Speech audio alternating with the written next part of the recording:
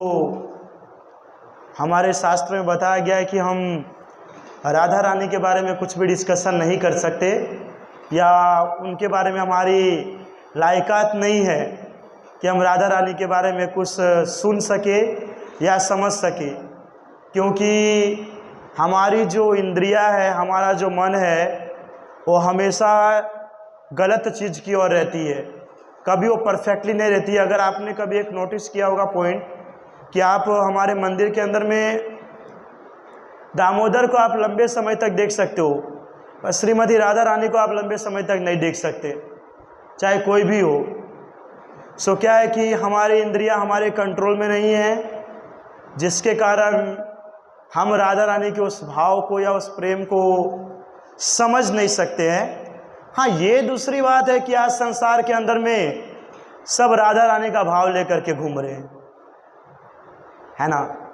ये अलग बात है। आज संसार के अंदर में सभी राधा रानी का भाव लेकर के घूम रहे हैं, जहाँ देखो वहाँ राधे राधे राधे राधे राधे राधे स्टार्टअप रहता है।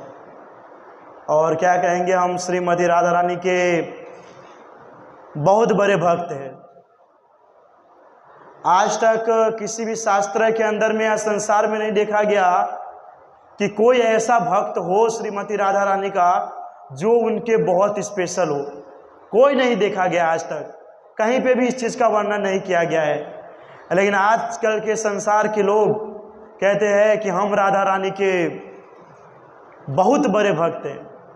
इतने बड़े भक्त बन जाते कि अपना स्वरूप चेंज करके राधा रानी भाव में आ जाते हैं। अब उनको ये नहीं पता कि राधा तत्व है क्या। हाँ, और ये भी है, जो ये राधा रानी के भाव में गए ना, ये फिर कभी कृष्ण की कथा सुनने में आनंद नहीं लिए, उनका भाव ही अलग हो जाता है। अब वो भाव लेकर के कहाँ जा रहे हैं, क्या कर रहे हो, किसी को पता नहीं।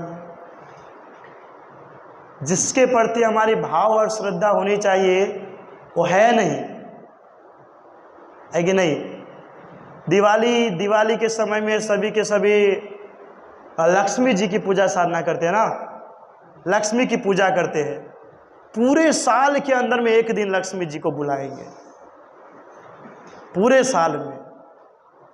और कौन सा फोटो रखेंगे आकाश में, ये मटके में से वो पैसा, क्या नहीं, हाँ, हाथ में से सोना वो पैसा ऐसा बाहर निकलता रहता, वो वाला फोटो रखते हैं। मने तो ये लागे एनी अंदर भी एक इच्छा हो। लक्ष्मी जी का आशीर्वाद वाला भी फोटो होता है, वो कोई नहीं, वो मटके से पैसे निकल रहे हैं और हाथ से सोना निकल रहा है, वो वाला फोटो रखते हैं। किस कारण से? धन संपत्ति घर आवे तन मिटे तन का, ओम जय लक्ष्मी मैया, क्या बोलते हैं, ऐसे ही ना।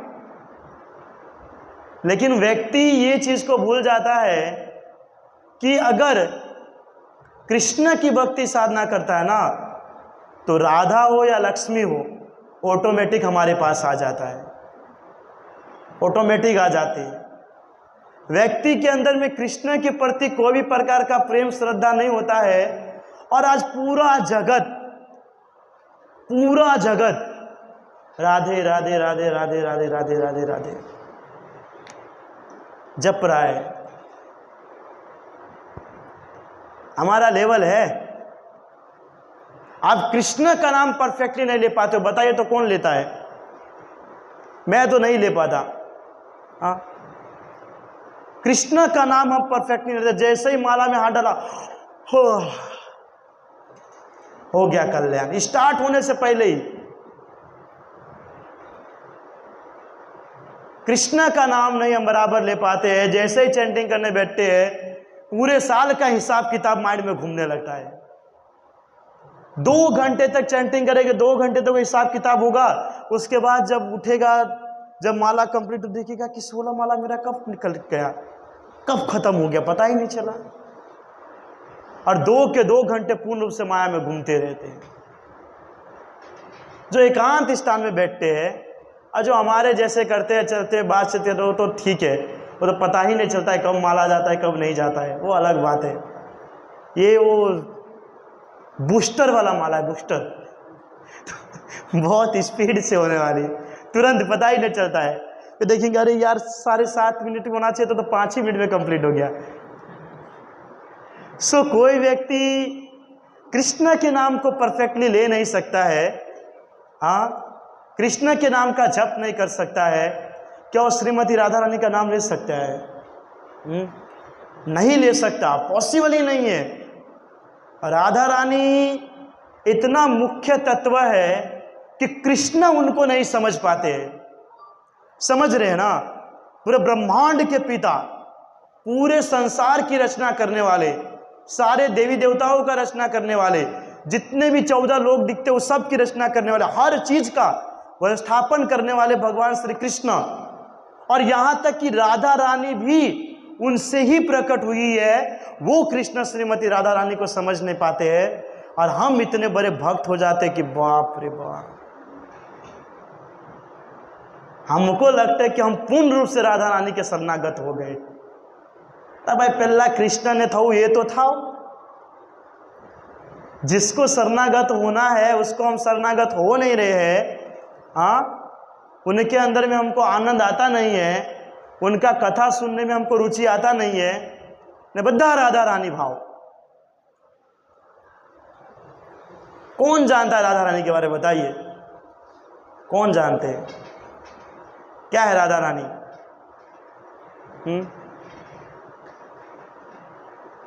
कोई उनके बारे में कुछ नहीं जानता, लेकिन सब आज संसार के अंदर में राधा रानी का भाव लेकर के रखे हैं। यहां तक कि हमारे संस्था के अंदर प्रभुपाद महाराज जी ने हरे कृष्णा कृष्ण कृष्ण हरे हरे, हरे राम राम राम हरे हरे का महामंत्र जप करने के लिए कहा। लेकिन हमारे भी इतने हाई लेवल के डिवोटी हो गए ना कि सोचता है कि हरे कृष्ण महामंत्र मेरे काम का नहीं है, मेरा भाव तो एकमात्र राधा रानी में है, और हम हरे कृष्ण महामंत्र को छोड़ करके राधे राधे राधे राधे राधे राधे राधे राधे राधे राधे राधे राधे। जय हो, दंडवत प्रणाम से हमने। क्या प्रभुपाद महाराज जी ने हरे कृष्ण महामंत्र के अंदर में राधा रानी का नाम नहीं लिया है? लिया है कि नहीं? लिया है ना? तो फिर अलग से क्यों? और अगर कोई राधा रानी के भाव में चला जा रहा है, बार बार राधे राधे राधे राधे कर रहा है, तो प्रभुपाद महाराज जी ने क्या हमको गलत सिद्धांत दे करके गए हैं? हाँ, हमारे बहुत सारे इस्कॉन के डिवोटी है, मुंह पे मास्क लगा करके हरे कृष्ण महामंत्र को छोड़ करके राधे राधे राधे राधे राधे राधे हरि बोल। अरे राधा रानी का तो नाम कितना हाई लेवल है ना, वो कोई नहीं जानता है। कोई नहीं जानता है। और राधा रानी के चरणों के धूल को भगवान श्री कृष्ण अपने माथे पर लगाते हैं। राधा रानी के चरणों के धूल को कृष्ण अपने माथे पर लगाते हैं, और हमको लगते हैं कि हम राधा रानी के बहुत बड़े भक्त हैं। सुखदेव गोस्वामी, अभी आप उनको एक बालक स्वरूप में देखते हो, लेकिन इनसे पहले जो है वो पैरोट है ना, पैरोट सुख तोता, उसके स्वरूप में राधा रानी के पास रहा करते थे, और राधा रानी के हर कार्य को किया करते थे। वो जो इतने पास में उनके रहते हैं, वो राजा परीक्षित को बता रहे हैं। भागवतम के अंदर में कहीं पे भी श्रीमती राधा रानी का वर्णन नहीं किया गया है। अगर किया भी गया है तो इनडायरेक्टली कुछ जगह पर बताया गया है। बाकी कहीं पर सुखदेव गोस्वामी ने, जो राधा रानी की इतने प्रिय है, इतने प्रिय है, हाँ, वो राधा रानी का नाम नहीं ले सकता। वो क्या कह रहे हैं कि अगर मैं राधा रानी का नाम लूंगा तो 3 महीने के लिए सेंसलेस हो जाऊंगा, बेहोश हो जाऊंगा। नहीं, हम तो चलते फिरते नहाते धोते, कुछ ऐसा भाव प्रकट हुआ है कि राधा नाम लीधु ने 2 मिनट माटे सेंसलेस થઈ ગયું? कुछ ऐसा हुआ है?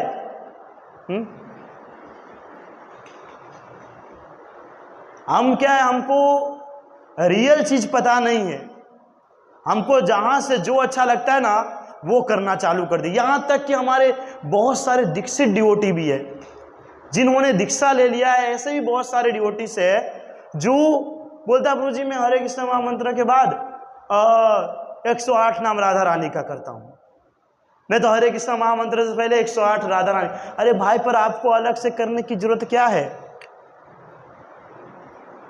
क्या जरूरत है? हरे कृष्ण महामंत्र के अंदर राधा रानी का नाम आ जा रहा है तो अलग से आपको नाम लेने के लिए क्या जरूरत है? दूध के अंदर चाय पत्ती डालेंगे तो चाय बन जाएगा ना, बनेगा कि नहीं बनेगा? कि दूध को उबलने देंगे और चाय बनाना है तो पानी के अंदर में अलग से चाय पत्ती डालेंगे? व्यक्ति ये चीज को समझता नहीं है, जानता नहीं है, सब राधा भाव में जा रहे हैं। राधा भाव में जाए तो भी ठीक है, हाँ भक्ति साधना करे, राधा ही बन जाना या गोपी बन जाना, ये कौन सा भाव है बताइए? ये कौन सा भाव है? सब क्या है कि ये लोग के पास अधूरा ज्ञान है, पूर्ण ज्ञान नहीं है।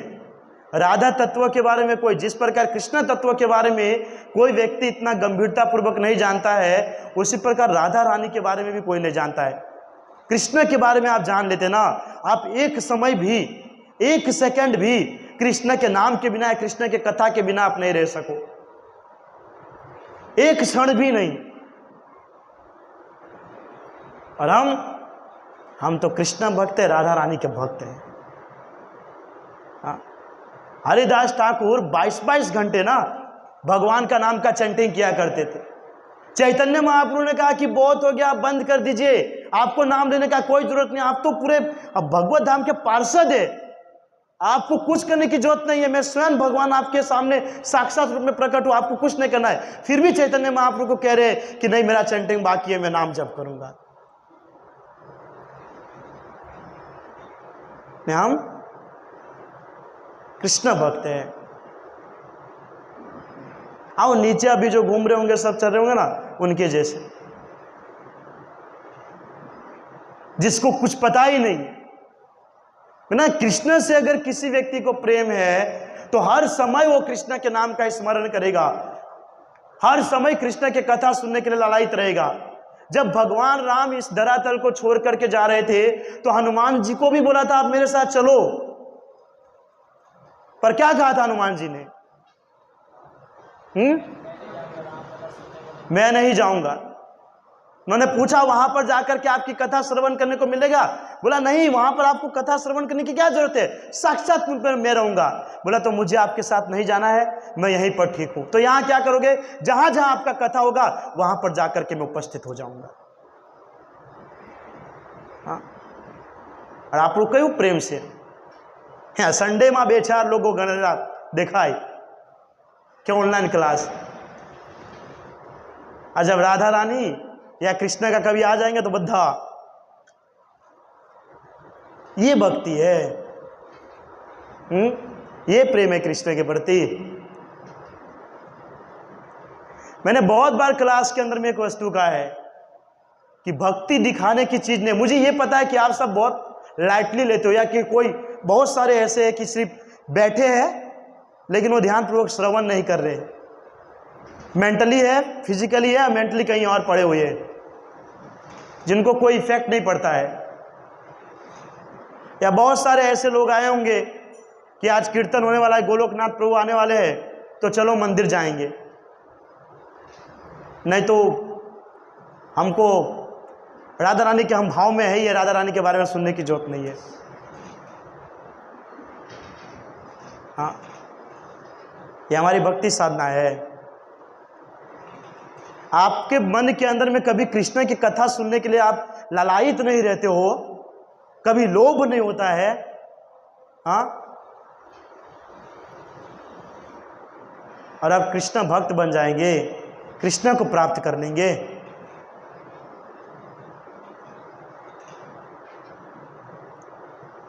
इम्पॉसिबल है, कभी हो ही नहीं सकता ये चीज। वो आधा इधर करने से कृष्णा कभी एक्सेप्ट नहीं करता है। तो जब कृष्णा आपके भक्ति से सेटिस्फाई नहीं है तो राधा रानी की बात तो बहुत दूर की रह गई, बहुत दूर की रह गई है। इसलिए प्रभुपाद महाराज जी ने हमको इनडायरेक्टली राधा रानी का नाम दिया है कि आप उसके नाम का जप करो, हरे कृष्ण महामंत्र का, आप आराम से कृष्णा के प्रेम को प्राप्त कर सकते हो। लेकिन सब राधा रानी के भाव में। अरे आप भाव में जा रहे हो, कम से कम राधा रानी के बारे में जानने का तो प्रयास करो। राधा रानी है कौन, कौन है? हाँ बस राधा रानी है, बस राधा रानी है, बस कुछ नहीं। सब बोलेंगे प्रभु जी मैं तो वृंदावन जा रहे हो, कहाँ? ओ रावल में जाऊंगी, राधा रानी का दर्शन करूंगी। हाँ, राधा कुंड पे जाएंगे, वहां दर्शन करें। नहीं, श्याम कुंड कहाँ गया? हाँ, वो श्याम कुंड कहाँ गया? अरे ये बताइए, राधा कुंड पहले बना था कि श्याम कुंड बना था? कृष्ण की कृपा नहीं होती तो राधा कुंड बनता? नहीं बनता। राधा रानी भी जब आप कृष्ण की भक्ति साधना करोगे ना, तब जाकर के वो प्रसन्न होने वाली है। डायरेक्ट उसका भक्ति साधना करने से वो प्रसन्न नहीं होगी, क्योंकि राधा रानी भी स्वयं भगवान कृष्ण को प्रसन्न करने की कोशिश करती है। और आप राधा रानी को प्रसन्न करोगे जब खुद कृष्ण को प्रसन्न खुश करने की कोशिश करती है, और आप राधा रानी को खुश करने की कोशिश करते, क्या परंपरा बना रहे हैं कि राधा रानी की जिसके अंदर में खुशी है वो चीज को हमको देख करके उसकी ओर बढ़ना चाहिए। कृष्ण की भक्ति साधना करेगा कोई भी व्यक्ति तो राधा रानी का प्रेम ऑटोमेटिक उसको मिल ही जाएगा। और हम बोलते हैं ना राधा रानी कृपामयी है, दयामयी है, करुणामयी है। वो कब? जब आप कृष्ण का भजन साधना करते हो, जब कृष्ण की भजन साधना करते हो आप, तब जा करके, नहीं तो उससे पहले नहीं। श्यामानंद प्रभु जानते हैं ना, चैतन्य चरितामृत, श्यामानंद प्रभु राधे राधे जप करते थे। हाँ, कृष्ण के भक्त थे, चैतन्य महाप्रभु के भक्त थे, और इतने बड़े भक्त हो गए कि डायरेक्ट राधा रानी उनको दर्शन दे दिए। डायरेक्ट राधा रानी दर्शन दिए, डायरेक्ट। तो कृष्ण की कोई व्यक्ति भक्ति साधना करता है ना, तो राधा रानी की कृपा ऑटोमेटिक उसके ऊपर में आ ही जाता है, उसको अलग से लाने की जरूरत नहीं होता है। हम बोलते हैं ना, जिस प्रकार पेड़ के जड़ के अंदर पानी डालते हैं तो फूल पौधे है ना, वो पत्ता सब ऑटोमेटिक आ ही जाता है। इसलिए राधा रानी को भी समझना जरूरी है और कृष्ण को भी समझना बहुत जरूरी है कि राधा रानी है क्या। यहाँ स्लाइड देख रहे हैं, राधा रानी के इतने अच्छे अच्छे तस्वीर है। अभी राधा अष्टमी नेक्स्ट संडे है, भाव विभोर वाले भक्त आएंगे, है ना। एक में नाचता नाचता सेंसलेस भी थे, जैसे कि सब राधे राधे राधे राधे राधे का जप करेंगे, कीर्तन करेंगे। फिर 12 बज जाएगा, हो गया राधा अष्टमी, चलो प्रसादम, जय प्रभुपाद की जय, पूरा। परंतु राधा रानी के विषय में पूर्ण रूप से कोई व्यक्ति जानता नहीं है, कोई नहीं जानता है, कोई भी नहीं, क्योंकि शास्त्र के अंदर में राधा रानी के बारे में इतना कुछ बताया ही नहीं गया है कि कोई व्यक्ति जानेगा, समझेगा। लेकिन किसी व्यक्ति के कहने के कारण वो अपने हर चीज को छोड़ करके, अपने संप्रदाय को छोड़ करके, हाँ, हरे कृष्ण महामंत्र को छोड़ करके राधा रानी के भाव में चले जाते हैं। ये बिल्कुल सही नहीं है, बिल्कुल गलत है। राधा तत्व क्या है उसके बारे में हम आज जानेंगे, हम समझेंगे। ऐसे मैं भी इतना नहीं जानता, और मैं भी वैसे तो बताया जाता पढ़ भी नहीं सकते, लेकिन फिर भी मैंने एफर्ट किया है, कोशिश किया है कुछ चीज़ पढ़ने का, कुछ समझने का। बाकी हमारे माइंड से परे ही है, परे ही है। क्योंकि राधा रानी का ऐसा ऐसा लीला है, ऐसे ऐसी बातें हैं जिसको सुनकर के आपको लगेगा क्या ये रियल में राधा रानी है? ऐसा संदेह होने लगता है व्यक्ति को। देखिए, श्रीमती राधा रानी जो है भगवान श्री कृष्ण का ही स्वरूप है और भगवान श्री कृष्ण का ही एक्सपांस है। श्री कृष्ण का एक्सपांस है। शुरुआत का दो एक्सपांस विस्तार शुरुआत का जो दो विस्तार है वो बलराम और राधा रानी है। राइट हैंड से बलराम जी निकले हुए हैं और भगवान के लेफ्ट हैंड से श्रीमती राधा रानी। और राधा रानी भगवान का एक्सपांस हुआ, यानी कि इसका मतलब मूल कौन हुए? मूल कृष्ण हुए, है कि नहीं? और अंश के रूप में राधा रानी। लेकिन कहीं पर भी देखा जाता है ना तो मूल राधा रानी को माना जाता है। मैंने कहा ना, जब हम लोग वृंदावन जाते हैं तो राधा कुंड पे सब जाते हैं और श्याम कुंड पे सिर्फ मच्छर घूमते रहते हैं। हम जितनी बार गए ना उतनी बार वहां कोई भी नहीं, और है बाजू में ही। यहां से उस साइड जाओ तो श्याम कोई भी नहीं। वो एक दो पुजारी रहते हैं, वो भी सोचता होगा कि श्याम कुंड का कोई व्यक्ति पूजा, बोलता है कि एक काम किया राधा कुंड का पूजा करना है। श्याम कुंड बेचारा मच्छर सैर मारते रहते हैं, चलो कम से कम वो तो है सब। क्योंकि राधा रानी भले कृष्ण का एक्सपांस है, पर अगर इस भौतिक संसार के दृष्टि से, आध्यात्मिक दृष्टि से भी देखा जाए ना तो मूल श्रीमती राधा रानी है।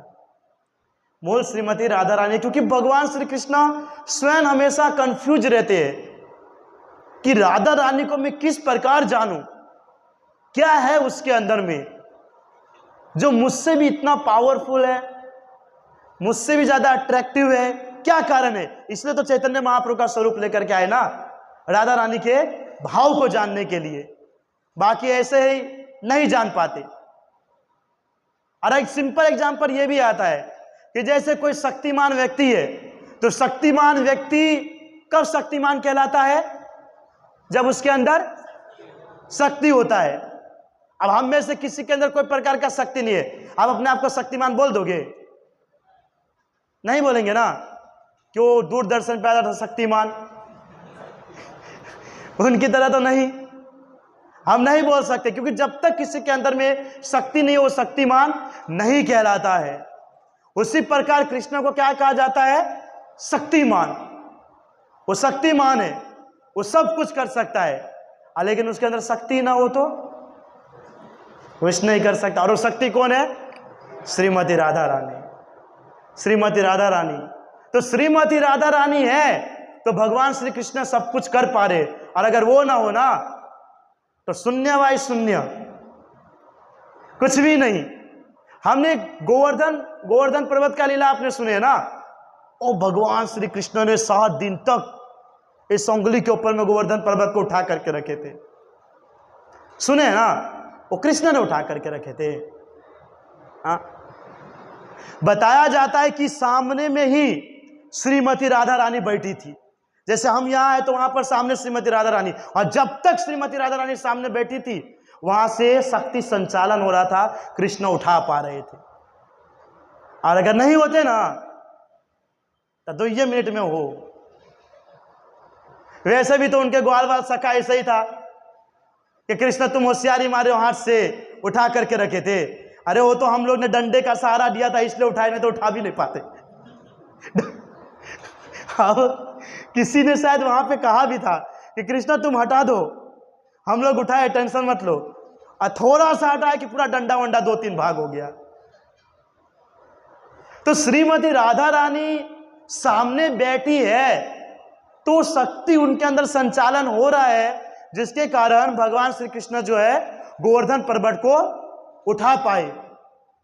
और वृंदावन के अंदर में जितने सारे असुरों को मारा, जितना भी लीला किया, जब तक राधा रानी थी तब तक। आवड़ा द्वारिका ने अंदर आ भी किया, कौन से असुरों को स्वाहा किया था? जरासंध को भाग करके भाग गए थे। कहां भाग गए थे? समुद्र के अंदर में। राधा रानी तो होती नहीं थे ना। नहीं तो रहते तो उठा उठा के पटक देते। अब देखे ना लीला भगवान का, सबका पैर ही पकड़ते थे, चाहे कितना भी पावरफुल हो, अगासुर हो, बकासुर हो, सटकासुर हो, धेनुकासुर हो, कोई भी हो, पैर ही एक पकड़ा और ऐसे फेंका तो बस स्वाहा। तो ये सब जो शक्ति भगवान के अंदर वो आते हैं, वो कहां से आते हैं? श्रीमती राधा रानी के द्वारा। श्रीमती राधा रानी के द्वारा शक्ति संचालन होते, तो कृष्ण हर कार्य कर पाते, बाकी वो नहीं कर पाए। जयदेव गोस्वामी ना, जयदेव गोस्वामी भगवान श्री कृष्ण के बहुत बड़े भक्त, बहुत बड़े भक्त।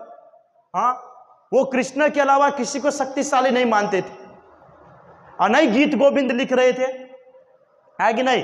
गीत गोविंद लिख रहे, तो गीत गोविंद का एक काव्य लाइन ऐसा था कि भाई श्रीमती राधा रानी के चरणों के धूल को उठा करके भगवान श्री कृष्ण अपने माथे पे लगाता है। बोला ये तो इम्पॉसिबल है, ये कैसे हो सकता है? वो तो पूरे ब्रह्मांड के पिता है, हमारे देव है, अधिष्ठाता देव है, हमारे भगवान है, हमारे ईश्वर है, परम पूज्य है, उनको राधा रानी के चरणों के धूल को लगाते। मैं लाइन को लिखूंगा ही नहीं, मैं लाइन को लिखूंगा नहीं।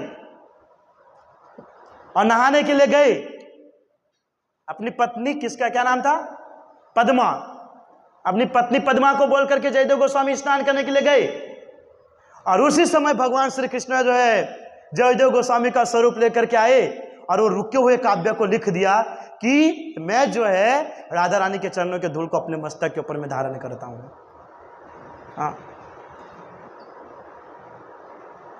तो कृष्ण की जो भी लीला है, जो कुछ भी हम देखते हैं समझते हैं ना, वो श्रीमती राधा रानी के कारण है। श्रीमती राधा रानी अगर ना होना तो भगवान को कोई शक्तिमान नहीं कहेगा, कोई भी नहीं कहेगा।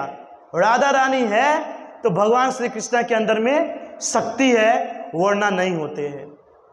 और इस संसार के अंदर में भी जिस प्रकार मैंने कहा था कि हर समय बलराम जी जो है हर समय कृष्ण के साथ रहते, वो चाहे सत्युग हो, त्रेता युग हो, द्वापर युग हो या कलयुग हो, हर समय वो कृष्ण के साथ बलराम जी रहते हैं। उसी प्रकार श्रीमती राधा रानी भी हर समय कृष्ण के साथ रहते, या ऐसे कह सकते कि कृष्ण हर समय श्रीमती राधा रानी के साथ रहते हैं, है कि नहीं?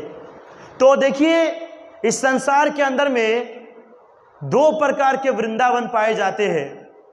गोलोक वृंदावन जो है वो दो प्रकार के पाया जाता है, और दोनों को स्पिरिचुअली कहा जाएगा, लेकिन हम भौतिक में है तो हमारा स्पिरिचुअल वृंदावन यहाँ, और एक स्पिरिचुअल वृंदावन इस ब्रह्मांड के परे, जहां पर नित्य रूप में भगवान श्री कृष्ण वास करते हैं। तो बहुत ही पहले की कहानी है, अब कितने पहले की कहानी वो कोई नहीं जानता है, न कहीं पर वर्णन किया गया है कि ये कब की बात है। तो बहुत पहले की समय की बात है कि गोलोक वृंदावन धाम के अंदर एक बार भगवान श्री कृष्ण जो है अकेले बैठे हुए थे, अकेले बैठे हुए थे। आपको बताओ पूरी सृष्टि करने वाले भगवान श्री कृष्ण है, लेकिन गोलोक वृंदावन धाम को किसने बनाया? कभी सुने हैं? राधा रानी। गोलोक वृंदावन धाम को बलराम जी ने बनाया था। अब ये किस प्रकार संभव है आई डोंट नो, परंतु बलराम जी ने बताया वो वृंदावन की रचना किए थे गोलोक वृंदावन धाम के अंदर में, है ना। तो भगवान श्री कृष्ण अकेले एक झूला के ऊपर में बैठे हुए थे वहां, भगवान श्री कृष्ण। तो अचानक से फूल के अंदर से अच्छे से सुगंध आने लगे, हवा जो है एकदम समीर पवन चल रही थी, नदी के अंदर में पानी धीरे धीरे बह रही थी, और वातावरण जो अभी हमारा है ना थोड़ा ब्लैक हो जाता है दोपहर में और थोड़ा कितना बढ़िया लगता है, वैसा वातावरण, और पंखी का आवाज इतना बढ़िया मतलब लग रहा था। उसी समय कृष्ण के मन के अंदर में सिर्फ फील हुआ या थोड़ा बहुत ऐसा कहते कि स्मरण हुआ कि मैं यहां पर रास करूं, क्या रास करूं। तो जैसे ही कृष्ण ने इस प्रकार से खाली इच्छा की, तुरंत उनके लेफ्ट हैंड से है ना एक स्त्री निकल करके बाहर आई, और बाहर आई तो आकर के डायरेक्ट प्रणाम नहीं, हम मंदिर में आएंगे तो डायरेक्ट राधा दामन को प्रणाम करेंगे, नहीं करेंगे तो हरि बोल। इनका तो ठीक है, लेकिन बलराम जी को नहीं करेंगे तो तुरंत ही स्वाहा कर देंगे। ओह, भागवतम कथा में सिर्फ रोमहर्षण सुत खड़े नहीं हुए थे, बलराम जी ने हरि बोल कर दिया। तुरंत राधा रानी जी जो स्त्री वहां से भागी और वापस से रिटर्न आई, वापस से रिटर्न आई और वो लेने के लिए क्या गई थी? एक फूल लेने के लिए, और फूल लेकर के भगवान श्री कृष्ण के चरणों में रखा। तो उस समय उसका नाम राधा नहीं था, कि जैसे कोई बच्चा जन्म लेता है तो उस समय थोड़ी आप उसका नाम रख दोगे। हाँ, आज का बात अलग है, चुन्नू मुन्नू नुन्नू जो भी नाम डाल देते पता नहीं चलता है। जैसे ही बच्चा पैदा होता है मिलता है राजा है, रामलाल है, झामलाल है, घनश्याम लाल है, जो भी लाल बोल देते हैं। लेकिन ये रियलिटी नहीं है। रियल में क्या है कि हम उसका समय देखते हैं, कब जन्म हुआ था, किस समय हुआ था, कौन से तारीख को हुआ, उसके बाद देखते हैं कि कौन से अक्षर का कौन सा राशि है, क्या नाम आएगा, फिर रखा जाएगा। तो राधा रानी का नाम राधा कैसे पड़ा? कि पहले तो कृष्ण को क्या करने की इच्छा हुई थी? रास करने की इच्छा हुई थी, जिसके कारण राधा रानी प्रकट हुई थी और रास में भाग लेने के लिए, पार्टिसिपेंट करने के लिए। इसलिए उनका पहला अक्षर पड़ा रा, पहला अक्षर पड़ा रा। फिर जैसे ही वो प्रकट हुई और दौड़ करके निकली तो धा का एक संस्कृत शब्द में अर्थ होता है धावक, धावक का अर्थ होता है दौड़ना। तो जैसे ही राधा रानी प्रकट हुई और डायरेक्ट दौड़ करके फूल तोड़ के वापस लाई, इसलिए उनका दूसरा अक्षर ज्वाइंट हुआ धा, और इस दोनों को मिश्रण करके उनका नाम पड़ा राधा। ये नाम से उनका नाम उल्लेखित हुआ राधा। और फिर भगवान के साथ प्रतिदिन रास लीला चालू हो गया। लेकिन आपको पता है हमारे जो भगवान श्री कृष्ण है वो हमेशा टेढ़े ही रहते हैं, सीधे तो है नहीं। मैंने पहले बताया था भगवान राम की बात एक बात अलग है। भगवान राम अगर सीता माता जी के साथ जा रहे तो सीता माता जी को देखेंगे तो ओनली फॉर सीता माता जी को, इधर से उधर नहीं, थोड़ा भी नहीं। और अगर नहीं भी होना नहीं तो भी। लेकिन अगर हमारे भगवान श्री कृष्ण की बात आए तो भले राधा रानी जी हो कोई और गोपियां, उधर देखेंगे गोपियां तो कभी उधर घूमेंगे, उधर देखेंगे तो उधर घूमेंगे, और यहां देखेंगे यहाँ। वो बछड़े वाली स्टोरी है ना, जा रहे थे चराने को बछड़े को लेकर के, तो जा रहे थे तो आजू बाजू देखते हुए चलते कि किसी गोपी का दर्शन हो जाए, देखते हुए चलते हैं। तो जब बछड़ा चराने के लिए जा रहे थे तो साइड में देखे, अब सीधे जा रहे थे, लेफ्ट साइड में टेरेस ऊपर गोपियां थी। अब क्या है कि जब भी भगवान श्री कृष्ण जाते थे ना बछड़ा चढ़ाने के लिए, तो सब गोपी को पता था कि यशोदा मैया उसको ऐसे बांध करके रखते कि हमारे बच्चे को नजर न लगे। काला तिलक आता ना हमारे यूपी बिहार में, पूरा माथा पूरा काला काला काला काला कर, गोरा भी बच्चा हो ना 5 साल के बाद वो लगा लगा के बेचारा काला हो जाता है, तो नजर न लगे इसलिए। तो यशोदा मैया भी भगवान श्री कृष्ण को कभी यहाँ कभी यहाँ कभी यहाँ लगा करके रखते थे और जल्दी निकलने नहीं देते थे बाहर। तो उन सबको पता था कि बछड़ा तो चढ़ाने के लिए तो आने वाले हैं, कौन सा टाइम हो सबको पता था। तो जिस टाइम पे भगवान श्री कृष्ण निकलने वाले रहते थे ना, सब गोपियां अपने छत के ऊपर में आ जाती थी। छत को कोई कोई तो गोपी का, जैसे क्या बोलते हैं कि जिस गोपी का किसी प्रभु जी के साथ मैरिज हुआ होगा और वो प्रभु जी के माता को क्या बोलेंगे, सास। हाँ, तो कभी कभी वो सासू माँ जाती थी वो बहू के पास कि तू अंदर चल, बोला नहीं नहीं कृष्ण का दर्शन, अरे तू कृष्ण का दर्शन करेगी तो मेरे बेटे को छोड़ देगी, तू अंदर चल। टेरेस के ऊपर से अंदर ले जाते थे, दर्शन नहीं करने। अब कृष्ण इतने अट्रैक्शन है, आकर्षक है ना, है कि नहीं? कृष्ण का नाम का ही अर्थ है सर्वाकर्षण। परफेक्ट क्वेश्चन परफेक्ट आंसर में है ना, है कि ना, उसके अर्थ ही है सर्वाकर्षण। तो कृष्ण जिस समय निकलते थे सब गोपियों को पता था और सब टेरेस पे आ जाते थे।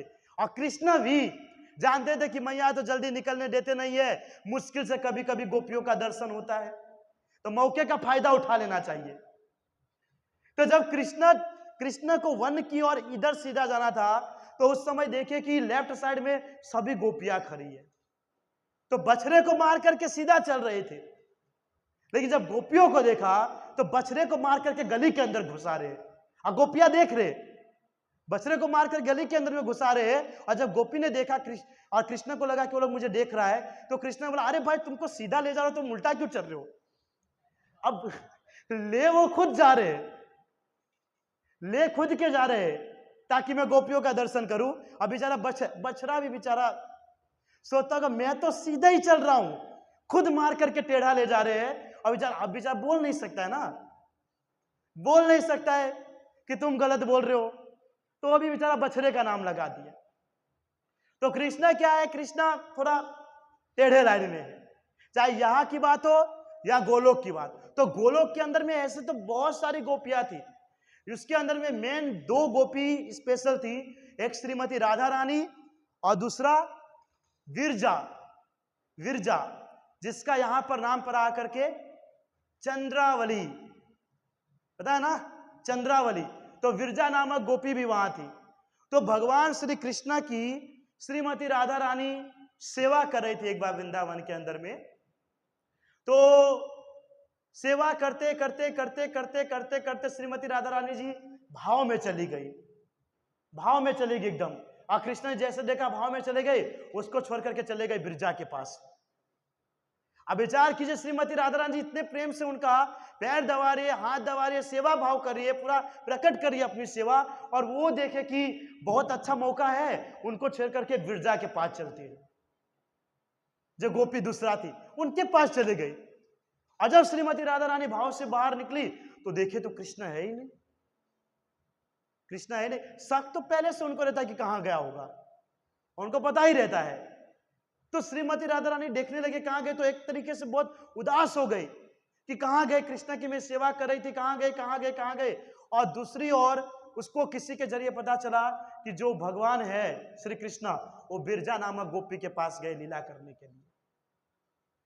आप कहते हैं कि राधा रानी इतने क्रोधित हो गए, पूरा लाल पीला नीला सब कलर, इतना गुस्सा हो गया कि मैं सेवा कर रही थी और उनके पास चले गए। सभी अपने सखियों को बुलाए, सभी सखियों को बुलाए। गोलोक वृंदावन धाम की बात है, कितने सखी को बुलाओगे? 63 करोड़, 63 करोड़ सखिया श्रीमती राधा रानी के गोलोक वृंदावन धाम में। वो 63 करोड़ को बुलाए और सब के सब एक ही रथ पे गए। जब मैं पढ़ रहा था तो मैं सोच रहा था कि रथ कितना बड़ा होगा। 63 करोड़ सखिया जितने भी गोपियां थी, वो सभी के सभी एक ही रथ पर, एक ही रथ पर बैठ करके सबके सब निकले कृष्ण को ढूंढने के लिए। और सब के सब गए और वहां पर देखे। अब कृष्णा भी बहुत इंटेलिजेंट है, कृष्ण को पता है कि श्रीमती राधा रानी कहीं ना कहीं से मुझे ढूंढ तो अवश्य लेंगे। इसलिए कृष्ण ने कहा अपने सभी जितने भी गोप सखा थे कि तुम सब आजू बाजू में रहो और मैं बीच में लीला विहार करूंगा, ताकि किसी को पता ना चले। और जब तक राधा रानी आएंगे तो इतना लंबा भीड़ बना के रखे थे ना कि उनको साइड करते करते ही कृष्ण गायब हो जाएंगे। तो बहुत बड़ा राउंड बना करके खड़े थे। तो राधा रानी ने आदेश दिए होंगे अपने किसी एक गोपी को जाकर के देख के आओ, तो उसको किसी ने जाने ही नहीं दिया, जाने ही नहीं दिया। अब गोप सखा भी एकदम हठीले रहते हैं, वो बोले कि अगर इसने देख लिया तो हमारे कृष्ण की हरि बोले आज, तो उनको जाने ही नहीं दिया। तो श्रीमती राधा रानी कहा जाओ, बोला कि ये लोग नहीं जाने दे रहे। तो राधा रानी ने आदेश दिया। अब जितने गोप सखा जो घेर करके रखे होंगे मुश्किल से 10 से 12 हजार होंगे, और यहां 63 करोड़ की पूरी टोली। और राधा रानी ने आदेश दिया कि सब के सब उतरो, सब के सब उतरो, और हमला। 63 के 63 करोड़। अब वो बेचारा डंडा लगाएगा, हाथ लगाएगा, कोई कोई तो पग नीचे पे जाएगा, किसी का हाथ तोड़ दिए, पैर उधर फेंक के सबको 63 के 63 करोड़ घूमे। और वो 10-12 हजार में से एक भी बंदा नहीं वहां दिख रहा था, सब कहां गया कुछ पता ही नहीं। और कृष्ण को जब लगा कि बाप रे बाप बहुत बड़ा युद्ध हो गया है और ये तो आसानी से मुझे देख लेंगे, तुरंत कृष्ण वहां से लुप्त हो गए, तुरंत लुप्त हो गई। अब विरजा जो गोपी है वो एक नदी का स्वरूप है। आपने गोलोक संचित्र देखे हैं तो विरजा एक नदी है, विरजा नदी, जिसके इस साइड जो है मटेरियल वर्ल्ड है और उसके ऊपर के साइड स्पिरिचुअल है। तो विरजा नदी पानी के रूप में रूपांतरित हो गई। परंतु राधा रानी को यह बात पता चल गया कि इन्होंने चाल चली है, तो राधा रानी ने उस समय से छोड़ दिया, वापस आ गई। लेकिन कुछ समय के बाद ऐसा फिर हुआ कि राधा रानी सेवा में लगे और फिर कृष्ण उसके पास चले गए, फिर कृष्ण चले गए।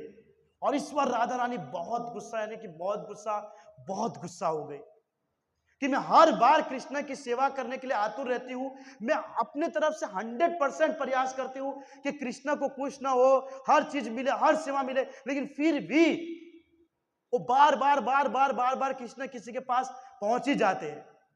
और हम लीला भी देखते हैं बहुत बार भगवान श्री कृष्ण का कि हर बार वो श्रीमती राधा रानी को छोड़ करके अन्य गोपियों के साथ चले जाते हैं। वो झूला झूलने वाली स्टोरी अगर आपको याद हुआ होगा तो, हाँ, श्रीमती राधा रानी ने बुलाए थे भगवान श्री कृष्ण को, आएंगे नहीं, कि 7 बजे का समय है, आप आइएगा, हम झूलन यात्रा निकालेंगे, जो अभी पता है खत्म हुआ है। तो भगवान श्री कृष्ण ने कहा कोई बात नहीं, हम तो पहुंच जाएंगे।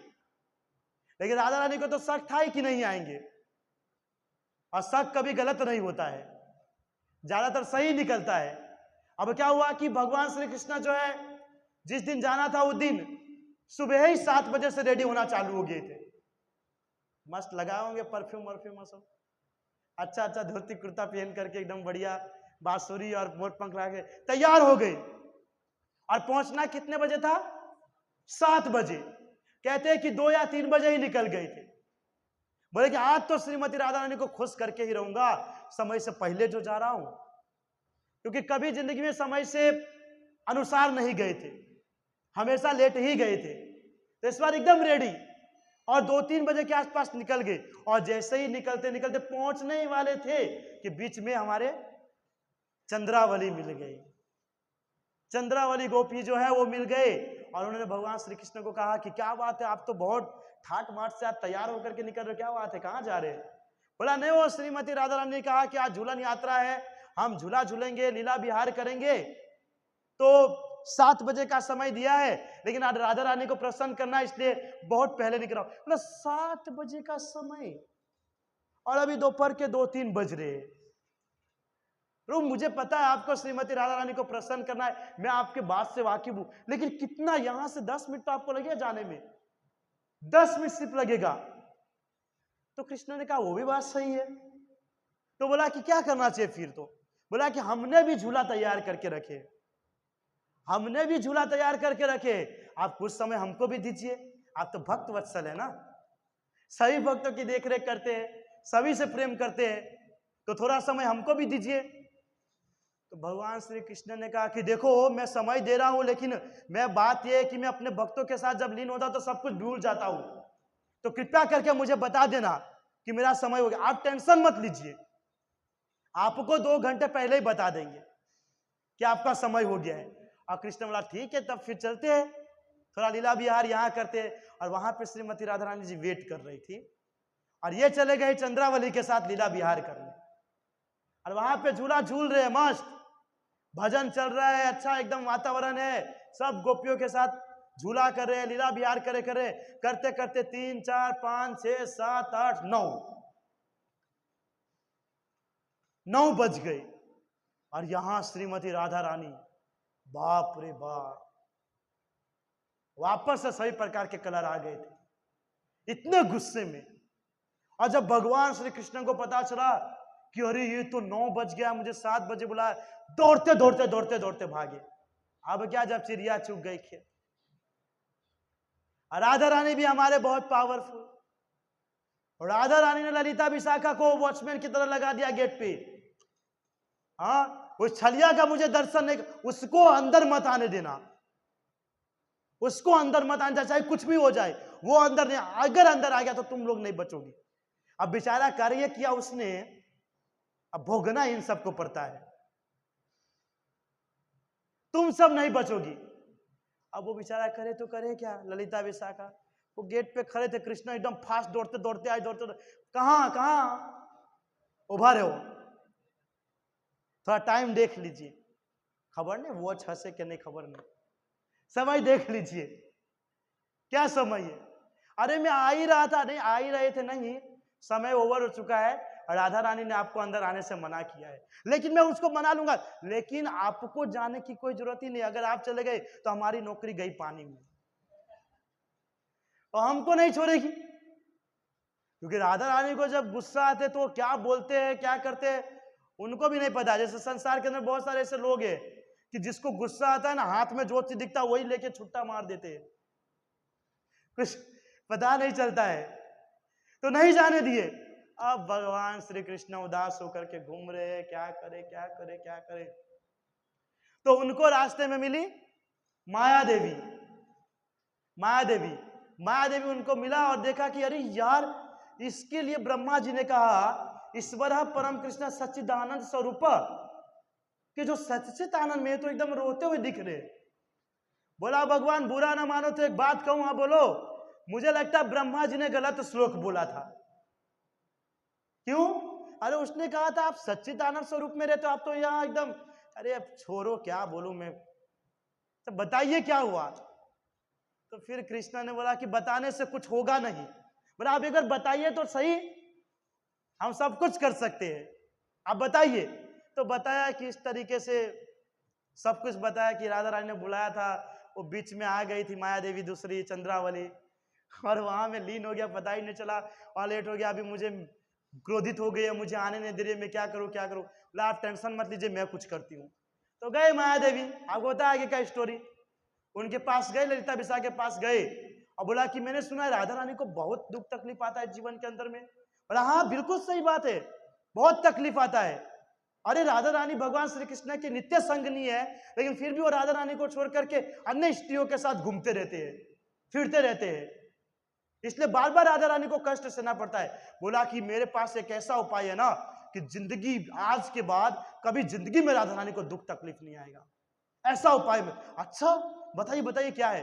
अरे एक बहुत बड़े संत आए हैं, एक बहुत बड़े संत आए हैं। वो संत सिर्फ व्यक्ति को देख करके हाँ वो बता सकता है कि इसके जीवन के अंदर में क्या प्रकार का दुख तकलीफ है और क्या करने से दुख तकलीफ गायब हो सकता है। अच्छा इतने बड़े संत, अरे बहुत बड़े, तुम बस कैसे भी उसको राधा रानी के पास ले जाना एक बार। तो बोला आप टेंशन मत लीजिए, आप उस संत को लेकर के आइए, मैं उनको राधा रानी के पास से मिलवाऊंगा। और माया देवी वापस किसके पास गए? कृष्ण के पास। कृष्ण को जाकर के सब स्टोरी कहा कि देखो मैंने उनको कहा एक बहुत बड़े संत आए हैं इस संसार के अंदर में जो राधा रानी के सभी दुख तकलीफ को दूर कर सकते हैं। अब हमारे कृष्ण नाटक करने में तो एक नंबर है, उनके जैसा तो कोई नहीं है जो नहीं कर सके, एकदम पावरफुल, सब कुछ कर सकते हैं। उसने कहा कि आप सिर्फ मुझे बताइए करना क्या है, वो मैं सब कुछ करने के लिए रेडी हूं। तो उसने बताया कि आप जो एकदम ये तो तैयार होकर के खड़े हो ना, इन सब के स्वरूप को चेंज कीजिए और एक सन्यासी का स्वरूप लीजिए। तो भगवान श्री कृष्ण ने तुरंत सन्यासी का स्वरूप लिया और पहुंच गई ललिता विशाखा के पास। वहां गए और ललिता विशाखा को कहा कि मुझे अंदर जाने दीजिए। बोला क्यों? अरे आपको पता नहीं है क्या, आपने तो बोला मुझे आने के लिए। अच्छा दुर्गा देवी ने आपको भेजा है? हाँ जी उन्होंने मुझे भेजा है। अच्छा तो आप दुख तकलीफ, अरे मैंने दुनिया के सारे लोगों का दुख तकलीफ मिटा दिया है, यहां तक कि जिसको दुख तकलीफ आता है उसको भी मिटा दिया है, तो इनका क्यों नहीं मिटा देंगे? टेंशन मत लीजिए, आप सिर्फ एक बार जाने दीजिए। बोला कि देखो हम आप पे भरोसा कर रहे हैं, वापस से ऐसा ना हो कि उसके बाद भी हमारे श्रीमती राधा रानी के जीवन के अंदर, आप बिल्कुल टेंशन मत लीजिए, एक बार मुझे अंदर जाने दीजिए। तो उनको अंदर जाने दिए। तो उससे पहले ललिता विशाखा गए श्रीमती राधा रानी के पास और उनको जाकर के कहा कि देखो एक बहुत बड़े संत आए हैं, बहुत बड़े संत आए हैं, वो सिर्फ आपके हाथ को देखेंगे, आपके हाथ को देखने मात्र से बता देंगे कि आपके जीवन के अंदर में जो प्रॉब्लम है ना वो सबके सब क्यों हो रहा है, क्या कारण से हो रहा है, वो प्रॉब्लम को ही मिटा देंगे। और यहां तक कि ना उन्होंने कहा कि जो प्रॉब्लम आता है ना वो प्रॉब्लम वाले इंसान को भी मिटा देते हैं, तो एक बार आप उससे मिल लीजिए। बोला ठीक है तुम लोग कह रहे हो तो कोई बात नहीं, पर मैं चादर ओढ़ के रहूंगी, मैं देखूंगी नहीं उसको। बोला आप टेंशन मत लीजिए, आपको सिर्फ अपना हाथ बताना है। तो भगवान श्री कृष्ण को कहा चलो। अब उनको तो पता नहीं था कि भगवान श्री कृष्ण ही वो संत बन करके आए हैं। वो आए अंदर भगवान श्री कृष्ण, और उन्होंने राधा रानी के हाथ को देखे। अब जब राधा रानी के हाथ को देख रहे तो भगवान श्री कृष्ण कह रहे, अरे मैं आप लोगों को एक बात कहूं, हाँ बताइए। आपकी रानी के जीवन में बहुत दुख तकलीफ है, इतना बड़ा केस आज तक मैंने नहीं देखा दुनिया में, इतना दुख तकलीफ है ना, पूछिए नहीं। हाँ तो कहने का अर्थ यह है कि उसके हाथ देखने से पता नहीं चलेगा कि इसके जीवन के अंदर में क्या दुख तकलीफ है, तो उनके माथे को देखना पड़ेगा। उनके माथे को देखेंगे तब जाकर के पता चलेगा इसके जीवन में क्या दुख तकलीफ है।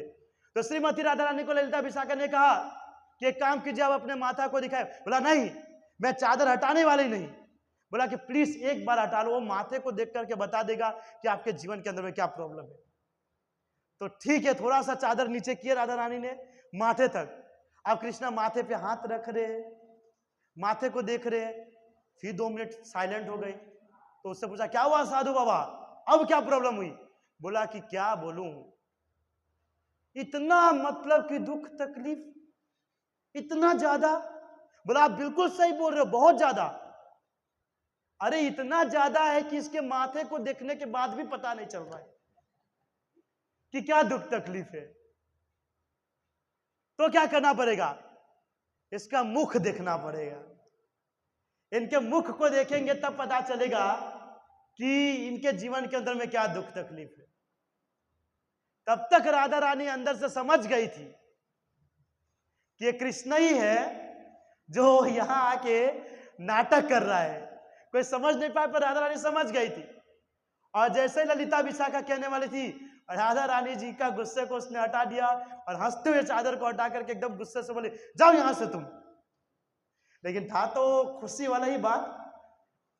तो ये एक स्टोरी है जिसके अंदर में बताया गया है कि किस प्रकार भगवान श्री कृष्ण जो है राधा रानी के साथ प्रेम का आस्वादन करते हैं, है ना। कभी कभी जो स्पिरिचुअल के अंदर में जो लड़ाई झगड़ा होता है और हमारे जैसा नहीं होता है। हमारा तो कैसा है, ऐसा लड़ाई झगड़ा करते कि पूरा खत्म ही कर देते लोगों को, फिर बोलेंगे प्रभु जी हमारा आध्यात्मिक लड़ाई था। अरे आध्यात्मिक लड़ाई के अंदर में व्यक्ति किसी को खत्म नहीं कर देता है। आध्यात्मिक लड़ाई एक प्रेम का होता है, थोड़ा बहुत हुआ और वो खत्म हो गया। तो गोलोक के अंदर में भी हर समय भगवान श्री कृष्ण जो है किसी न किसी गोपी के साथ घूमते फिरते रहते थे।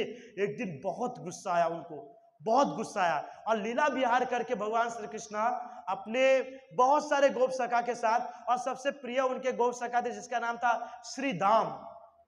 श्रीदाम, अगर आपने राधा कृष्ण सीरियल देखे, उसके अंदर में श्रीदाम को राधा रानी का भाई बता दिया गया है, हाँ है ना। और हम लोग वो चीज को देख करके बोलते राधा कृष्ण। पूरा लोगों को बिगाड़ करके रखा है पूरा। मैं जब भी राधा रानी का ये टॉपिक आता है ये चीज मुझे याद आता ही है, पूरा बिगाड़ के रखा। और हमारे ही डिवोटी, हाँ, भगवान राधा दामोदर का फोटो लगा करके उसका लगाएंगे क्या, हाँ तुम प्रेम हो, तुम प्रीत हो, तुम रीत हो, क्या राधे, ऐसा कुछ, मेरी संगीत हो, जिसके अंदर में शास्त्र का कुछ पॉइंट ही नहीं है। कुछ भी बताया गया है, कुछ भी गलत सलत, और इतना खराब खराब बताया गया उसके अंदर में। इंस्टाग्राम के अंदर में पूरा रील्स उनका लव वाला, प्रेम वाला, बाप रे बाप। और आपड़ा जेवा यूथ ने, यंग गर्ल्स, हम तो राधा कृष्ण के जैसे प्रेम करते हैं। ए मारो राधा ने हुए नो कृष्णा। वाह वाह वाह भाई साहब, राधा कृष्ण, आवा राधा कृष्ण ने तो प्रेम करते हैं राधा कृष्ण की तरह। अब बिगाड़ने वाले कौन, ये टीवी सीरियल वाले, हाँ, ये जो राधा कृष्ण का सीरियल बनाए हैं, पूरा पूरा सीरियल जब देखो तब रोमांटिक वो वाला वो सीन, वो एकदम देखना, एकदम ये सब क्या बकवास चीजें। ये जितने भी बॉलीवुड के जितने भी लोग हैं ना, हमारी संस्कृति को, भगवान के प्रति प्रेम और श्रद्धा को, सब चीज को नष्ट करके रखे हैं। और फिर भी लोग ऐसे ही चीज से अट्रैक्ट हो रहे हैं, ऐसे ही चीज से अट्रैक्ट हो रहे हैं। अभी शायद रामायण बनने जा रहा है, कौन सा हीरो? रणवीर कपूर। बताइए, अभी रामायण बनने जा रहा है उनका, अब वो राम बनेंगे। बाप रे बाप, राम बनेंगे। जो व्यक्ति हर समय मूवी के अंदर में भोग विलास की वस्तु को बताता है, हाँ, लोगों को एंजॉयमेंट करना सिखाता है, लड़का लड़की का कैसा प्रेम होना चाहिए, कैसे एक दूसरे को गिफ्ट दे के खुश करना चाहिए, ये सब चीज को बताता है, वो भगवान श्री राम बनेंगे। बाप रे बाप, ताली पाड़ना चाहिए। आप बद्दा जो आ जसो, टेंशन नहीं, हमारे वाले ही देखने जाएंगे। और मॉडर्न रामायण बनाएंगे, वही लव वाला, प्रेम वाला, हम बोलेंगे अरे यार रामायण तो रियल में ऐसा है, मुझे तो पता ही नहीं था, मुझे तो लग रहा था उसमें वैराग्य ये सब चीजें, लेकिन ये होता है रामायण, प्रेम का संबंध।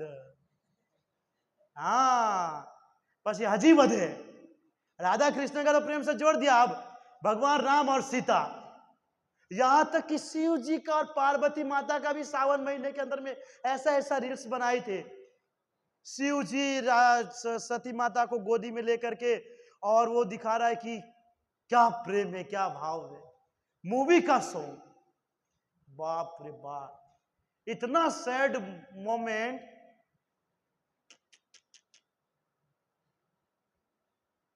और क्या लिखेंगे? शिव पार्वती के जैसा प्रेम होना चाहिए, राधा कृष्ण के जैसा प्रेम। एक बार भूल थी ऊपर भूल से क्या जाने वाला है, पहला नंबर आने घड़ी नहीं आवे, गिन करके इनका पहला नंबर आएगा। ऐसे लोगों का जो ये सब कार्य करे ना, गिन करके पहला नंबर आएगा। और जो इससे अट्रैक्ट हो रहे हैं ना, वो भी व्यक्ति, और जो अभी तक ये सब चीज को देख रहा है ना, ये राधा कृष्ण सीरियल अभी भी आ रहा है, हाँ, और जो जो देख रहे हैं ना, उनको भी गिना चुना जाएगा वहां पर। भगवान के हर चीज को इन लोगों ने पूरा बर्बाद करके रख दिया है, पूरा बर्बाद करके रख दिया। कुछ भी उससे ऐसा तो साउथ वाले मूवी बनाते, बताइए तो, हमारे महाअवतार नरसिम्हा और जितने भी मूवी बनाते, सबके अंदर में मंदिर का, भगवान का प्रतिमा का दर्शन। और ये लोग हमको हमारे ही भगवान के प्रति इतना खराब खराब चीज को बताते हैं, और हम सब जाते हैं उनको देखने के लिए,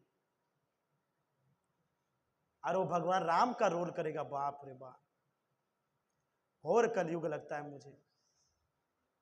जो पूरा वही विचार करके रखा है हर जगह से, वो भगवान राम बनना चाहते हैं।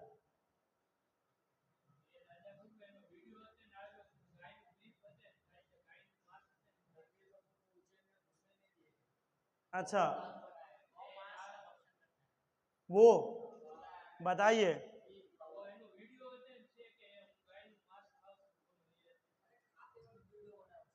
बताइए। अरे ये तो वस्तु समझिए से प्रभु पड़ा अपना वाला जो वजह से वाते से मैंने कहा ना, ऐसा ऐसा कार्य करने वाले भगवान राम बन रहे हैं, तो क्या होगा संसार का?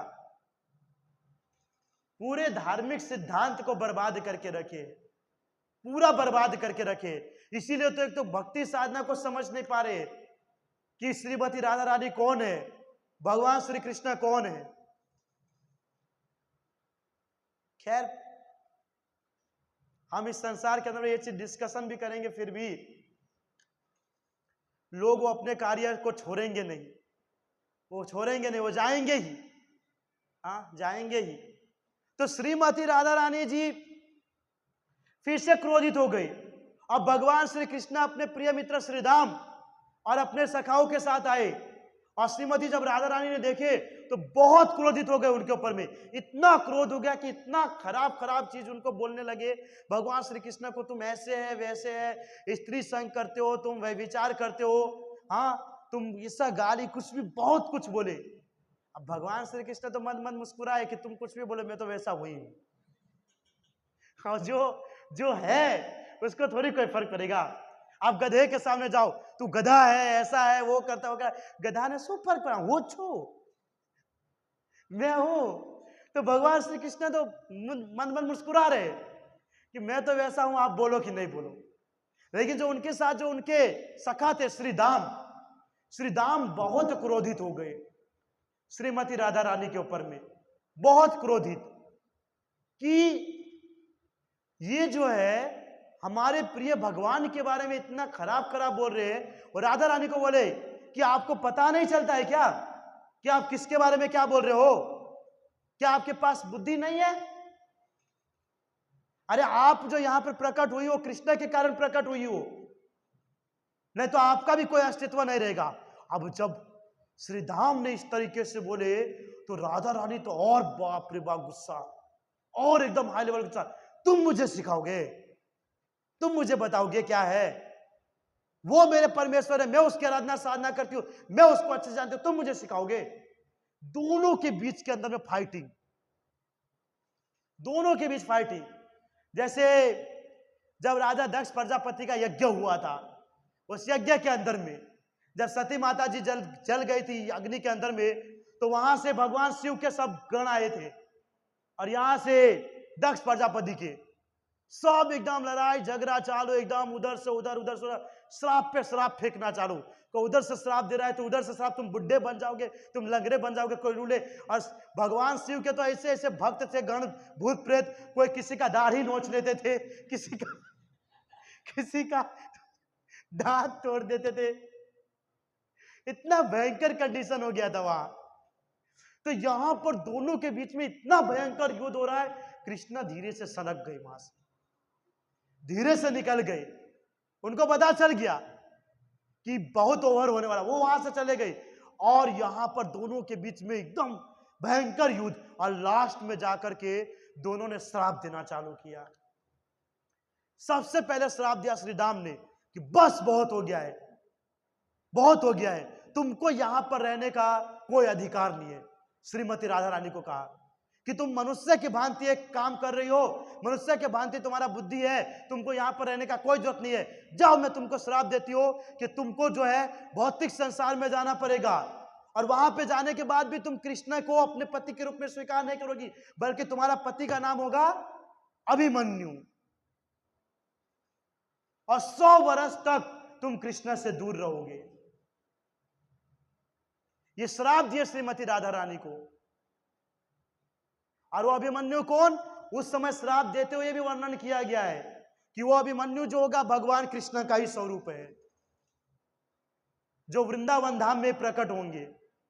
और इस प्रकार श्राप दिया और राधा रानी भी गुस्सा, तुमने मुझे श्राप दिया, मैं तुम्हें श्राप देती हूं कि तुम असुर हो, तुम कृष्ण के मित्र बनने के लायक नहीं हो, तुम बहुत बड़े असुर हो, तुम जाकर के असुर बन जाओ और शिव जी के द्वारा तुम्हारा उद्धार होगा, जाओ। और वो भी बेचारा आए नीचे असुर बन के, फिर श्रीमती राधा रानी जा रहे हैं भगवान श्री कृष्ण के पास। और कृष्ण को तो सब कुछ पता ही था ये लोग क्या महाभारत करके आए हैं। अब क्या है कि जब पता है कि सब कुछ हो जाता है तो लास्ट में कृष्ण के पास ही, रात हो दिन हो सुबह हो शाम हो, घर के बाहर ना अंदर, बदू आप ही दीदू ने लास्ट में ओम नमो भगवते वासुदेव। तो लड़ाई झगड़ा कर लिया, श्राप व्राप कर लिया, सब हो गया कंप्लीट। फिर श्रीमती राधा रानी गए भगवान श्री कृष्ण के पास। कृष्ण अपने कक्ष में बैठे हुए थे तो राधा रानी रोते हुए बोलते हैं कि मुझे आपको छोड़ करके जाना पड़ेगा। तो कृष्ण तो हंस रहे कि मुझे तो सब पता है, कृष्ण हंस रहे, मुझे बोले क्या हुआ, अब उसको पता है, फिर पूछ रहे क्या हुआ, ऐसा ऐसा हुआ, क्या कर सकते हो, कोई ऑप्शन नहीं है, जाना ही पड़ेगा, आप दोनों के बीच की लड़ाई है, मैं तो कुछ किया नहीं, लड़ाई उनके ही कारण हुआ था। वो बोले मैं तो कुछ किया नहीं, आप दोनों ने आपस में, तो लड़ाई किसके लिए हुआ था, आप ही के कारण तो हुआ था। वो साइड में निकल गए और जिसका लड़ाई झगड़ा कुछ था ही नहीं संबंध, उन दोनों के बीच में लड़ाई झगड़ा चालू। बोला कि ठीक है कोई बात नहीं, अब जब आपको जाना ही है तो जाने वाले को कौन रोक सकते, जाइए। तो बोला कि मैं आपके बिना नहीं रह सकती हूं। तो भगवान श्री कृष्ण सोच रहे हैं कि दोनों ने आपस में श्राप को बांट लिया, अब बीच में मुझे भी अपने नित्य धाम से नीचे बुलाने के प्रयास कर रहे हैं। अब श्रीमती राधा रानी का आदेश है और श्रीमती राधा रानी कहा कि अगर आप नहीं आओगे तब तक मैं नीचे जाकर के किसी भी पुरुष का दर्शन नहीं करूंगी, किसी भी पुरुष को देखूंगी नहीं, यानी इनडायरेक्टली जब तक आप नहीं आओगे तब तक मैं अपनी आंख को खोलूंगी नहीं। तो भगवान श्री कृष्ण ने कहा कि ठीक है आप जाइए। तो भगवान श्री कृष्ण जो है इस प्रकार कह करके राधा रानी वहां से निकल जाती है और राधा रानी जो है इस भौतिक धरातल के अंदर में आ जाती है इस श्राप के कारण। ओके, और देखिए ये श्राप तो है एक ठीक है, लेकिन मेन तो क्या है कि भगवान को लीला करना होता है, इसीलिए यहाँ पर आता। हम ये नहीं समझ सकते कि हाँ एक दूसरे को श्राप मिला इसलिए यहाँ पर आया, बिल्कुल गलत है।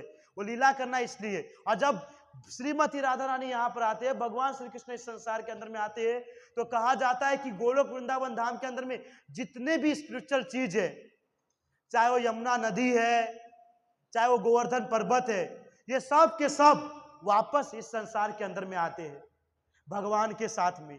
इसलिए आज भी जो गोवर्धन पर्वत देखा जाता है वो पहले नित्य रूप से गोलोक वृंदावन धाम में वास किया करते थे, और उसका क्या नाम था?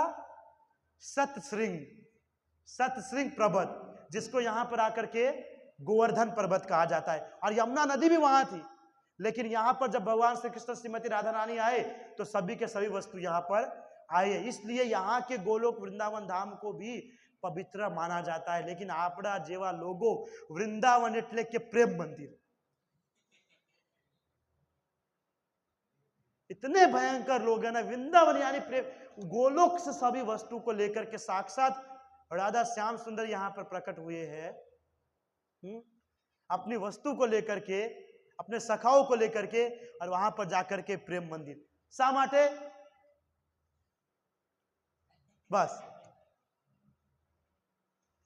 तो मोड़ा आम थे मोह ऊपर थी करीने रील्स बनाते हैं। कभी कभी तो मैंने एक रील्स देखा था, एक रील्स के अंदर हम कैसे कि वृंदावन गए और अगर आप प्रेम मंदिर नहीं गए ना तो आपका वृंदावन यात्रा पूर्ण नहीं हुआ। बाप रे बाप, ये मुझे इतना अलग लगा, मैं बोला कि इसके ऊपर वीडियो बनाया जाए। वृंदावन गया प्रेम मंदिर नहीं गए तो आपकी यात्रा वृंदावन की पूर्ण नहीं हुई। ने आपने लोगों वृंदावन में यात्रा काढ़िए तो प्रेम मंदिर छोड़ी ने बीजे बद्धी जगह चाहिए। प्रेम मंदिर में जाएंगे और राधा कृष्ण का प्रेम, नित्य संगी और संगनी जाएंगे, सातों जन्म क्या बोलते हैं, 7 फेरे लेते हैं कि हम 7 जन्म में तुमको पाएंगे। नेक्स्ट जन्म एक गधेरा बने से ने एक पंखी बनी ने उड़ता रहे, ने 7 जन्म का साथ लेकर के घूमे। प्रेम मंदिर जाएंगे तो हमारा प्रेम अमल हो जाएगा। ऐसे ऐसे लोग भगवान के लीला विहार के लिए कोई नहीं सोचता है। वृंदावन में लोग जाते हैं तो वहां पर सब देखेंगे, अरे यार यहाँ के लोग ऐसे हैं, यहाँ का गली ऐसा है, ये गटर है, यमुना नदी के किनारे इतनी गंदगी है, ये वो, अच्छा ये सब चीज देखने के लिए जाते हैं। ये सब चीज देखने के लिए हम जाते हैं वृंदावन। अरे हमको तो ये देखना चाहिए कि जो चीज आप देख रहे हो ना वो जगह पे भगवान कृष्ण लोटपोट हुए हैं, वहां पे अपने नन्हे पैर से चले हैं, और हम ये सब चीज देखने के लिए जाते हैं। और हम वृंदावन की साफ सफाई नहीं करेंगे तो कौन करेगा? ऐसे ऐसे अपराध करने वाले का हरी बोल हो जाता है, रियल में कभी कभी दिखता भी है। हाँ, भगवान राधा श्याम सुंदर गोलोक धाम से यहाँ आए, हाँ, सभी पार्षदों के साथ, सभी वस्तुओं के साथ, और उसको इस दृष्टि से देखा जाता है। तो इसका तो बहुत सारा रीजन है। पहला तो रीजन ये है कि श्राप दिया गया, इसके कारण भी आए हैं। दूसरा ये भी रीजन बताया जाता है कि जो विंध्याचल पर्वत है ना, विंध्याचल पर्वत, और एक है हिमालय पर्वत। तो हिमालय की पुत्री कौन है? पार्वती जी। पार्वती जी हिमालय की पुत्री है। तो हिमालय का पुत्री जो है पार्वती, उनका विवाह हुआ था शिव जी के साथ, है कि नहीं? शिव जी के साथ उनका विवाह हुआ। तो हिमालय जो है वो बहुत वर्ष से बोल रहे थे कि देखो हमारी पुत्री का विवाह जो है शिव जी के साथ हुआ है, तुम्हारा तो कोई संतान ही नहीं है। तो जो विंध्याचल पर्वत है वो तपस्या किए। किसका तपस्या? ब्रह्मा जी का। ब्रह्मा जी का तपस्या किया, और ब्रह्मा जी का तपस्या करके उनको बोले कि आप जो है मुझे एक ऐसी संतान की प्राप्ति करवाइए कि उनका विवाह ऐसे व्यक्ति से हो जो शिव से भी पावरफुल हो, शिव से भी पावरफुल हो। तो ब्रह्मा जी ने तथास्तु तो कह दिया, लेकिन बात में सोचने लगे बाद में कि अब ऐसा है कौन। तथास्तु कह दिए, हाँ ठीक है, लेकिन सोचने लगे अब ऐसा है कौन। देवता लोग ऐसे ही होते हैं, बोलते हैं अरे बाप रे बाप कितना तपस्या किया मेरा, तथास्तु तथास्तु, बताइए बताइए क्या चाहिए। कभी कभी तो तथास्तु करके अपने ही पैर पे मार लेते हैं। आप सोच रहे ब्रह्मा जी कि क्या करे क्या करे क्या करे, तो उनको स्मरण हुआ कि हाँ शिव जी के अगर कोई एकदम पावरफुल में है आमने सामने तो भगवान श्री कृष्ण है। तो फिर ब्रह्मा जी ने तपस्या किया श्रीमती राधा रानी का। किसका तपस्या? श्रीमती राधा रानी का। उनका तपस्या किया ब्रह्मा जी ने, और जब राधा रानी प्रसन्न हुए तो उनको कहा कि आपको जो है विंध्याचल की पुत्री के रूप में प्रकट होना पड़ेगा। और प्रकट होने के बाद कुछ ऐसी लीला होगी कि आप जो है डायरेक्ट किसके पास चले जाओगे? वृषभानु जी के पास। तो आपको उसके पुत्री के रूप में प्रकट होना पड़ेगा। तो राधा रानी मान गई, ठीक है। तो कुछ समय के बाद उनके दो पुत्री हुई, यही जो ऊपर में विरजा राधा रानी थे वही यहाँ पर चंद्रावली और श्रीमती राधा रानी के रूप में प्रकट हुए। और जब यज्ञ हवन हो रहा था उस समय जो कहा जाता पूतना, पूतना जो है वहां से गुजर रही थी। जब यज्ञ हवन हो रहा था उस समय भगवान श्री कृष्ण भी आ चुके थे। राधा रानी प्रकट हुए थे, उसके बाद भगवान श्री कृष्ण भी प्रकट हुए थे, पर उस समय आ चुके थे। और उस समय आपको पता है कि जो मथुरा के राजा थे कंस, वो हर दिन किसी न किसी राक्षस को भेजते थे कृष्ण को स्वाहा करने के लिए। वो अलग बात है, कृष्ण हर राक्षस का स्वाहा कर देते थे, तो हर दिन भेजते थे। तो पुतना को भेजे थे, तो पुतना ढूंढ रही थी कि वो कृष्ण कौन है कौन है कौन है कौन है। तो देखी कि जो यज्ञ हो रहा था वहां पर, तो देखे कि अरे ये तो दो जो पुत्री, मतलब कि उनको लगा कि यह कृष्ण ही है, एकदम तेज निकल रहा था। तो क्या क्या उन दोनों को पकड़ लिया और दोनों को पकड़ करके हवा में उड़ गई कि ऊपर जाकर के ऊपर से मैं इसको फेंक दूंगी और इसका हरि बोल हो जाएगा। लेकिन सबसे पहले उसने चंद्रावली को फेंके। चंद्रावली को फेंके तो चंद्रावली, वो जो जामवती है, जामवंत जो है, वो उन्होंने उसको प्राप्त किया और किसी राजा को दे दिया, जो इनडायरेक्टली वो राजा पहुंचाए उनको वृषभानु के ही किसी रिलेटिव के पास पहुंचाए। क्योंकि चंद्रावली और श्रीमती राधा रानी दूर दूर नहीं रहा करते थे, साथ में, क्योंकि गोलोक के नित्य संगनी पार्षद है। फिर उसके बाद क्या हुआ कि राधा रानी को बचाना था, तो उन्होंने कहा ऋषि मुनि को कि आप यज्ञ से कुछ शक्ति प्रदान कीजिए, ताकि जो पुतना के अंदर में जो शक्ति है वो शक्ति कम होने लगे। किस प्रकार? कि राधा रानी का वजन बढ़ जाए, राधा रानी का वजन बढ़ जाए। तो क्या हुआ कि उसने यज्ञ किया तो राधा रानी का वजन बढ़ने लगा, तो भी पुतना उसको पकड़ के रखे, नहीं यही कृष्ण है। राधा रानी को कृष्ण समझ करके पकड़ कर ले जा रहे हैं। और राधा रानी चाहते तो एक ही लात देता तो हरि बोल हो जाता, लेकिन ठीक है, उनको पता है लीला क्या था, तो पकड़ के रखे एकदम तेज। और जैसे ही छोड़ने वाली थी वैसी जगह पर जाकर के छोड़े जहां पर वृषभानु जी उपस्थित थे, जहां पर वृषभानु जी उपस्थित थे। और जैसे उसको छोड़े तो डायरेक्ट वो किसके पास गए? वृषभानु जी के पास। तो ये भी लीला आता है। दूसरा ये भी कहा जाता है कि वृषभानु जी के पास कोई भी प्रकार का संतान नहीं था, उनके पास कोई भी संतान था नहीं, कोई भी नहीं। वृषभानु जी की पत्नी का नाम क्या है? कीर्तिदा याद है आप सभी को? कीर्तिदा लगता है वृंदावन के कीर्ति मंदिर से याद होगा कीर्तिदा। तो कीर्तिदा उनकी पत्नी का नाम है। बहुत समय बीत चुका था लेकिन उनके एक भी संतान नहीं थी। तो वो लोग जो है कात्यायनी देवी की पूजा उपासना करते। कात्यायनी देवी उनका पूजा उपासना करते थे।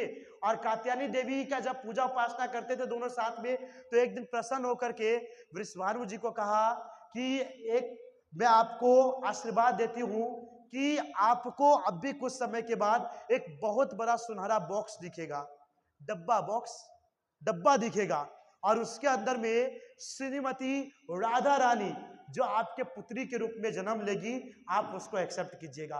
और जैसे ही उनको ये प्रकार का वरदान देकर के निकली, तुरंत ही एक सुनहरा बॉक्स वहां पर आया और सुनहरा बॉक्स को ओपन किया तो उसके अंदर में श्रीमती राधा रानी निकली। एक ये भी स्टोरी है।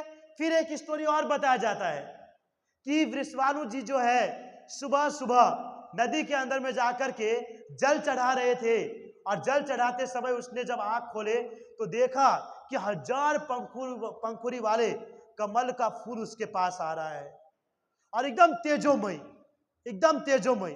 और जब वो उनके पास आए तो देखा उनके अंदर में एक सुंदर शिशु उसके अंदर में थी, और वो जो थी वो श्रीमती राधा रानी थी। तो उसने एक्सेप्ट। तो ये 3-4 प्रकार का कारण है। प्रमाण कहीं पे भी नहीं बताया जाता कि रियल में क्या है, लेकिन ये 4 प्रकार के कारण है। फिर वापस से जो मैंने बताया था कि श्रीमती राधा रानी जी यहां पर आई, जब वहां से वापस आने वाली थी तो कृष्णा को यह भी कहा था कि जब तक आप इस संसार के अंदर में नहीं आओगे तब तक मैं अपनी आंख खोलने वाली नहीं है। तो इसका भी स्टोरी आता है। कहा जाता है कि नंद महाराज जो थे और वृषभानु जी दोनों परम मित्र थे।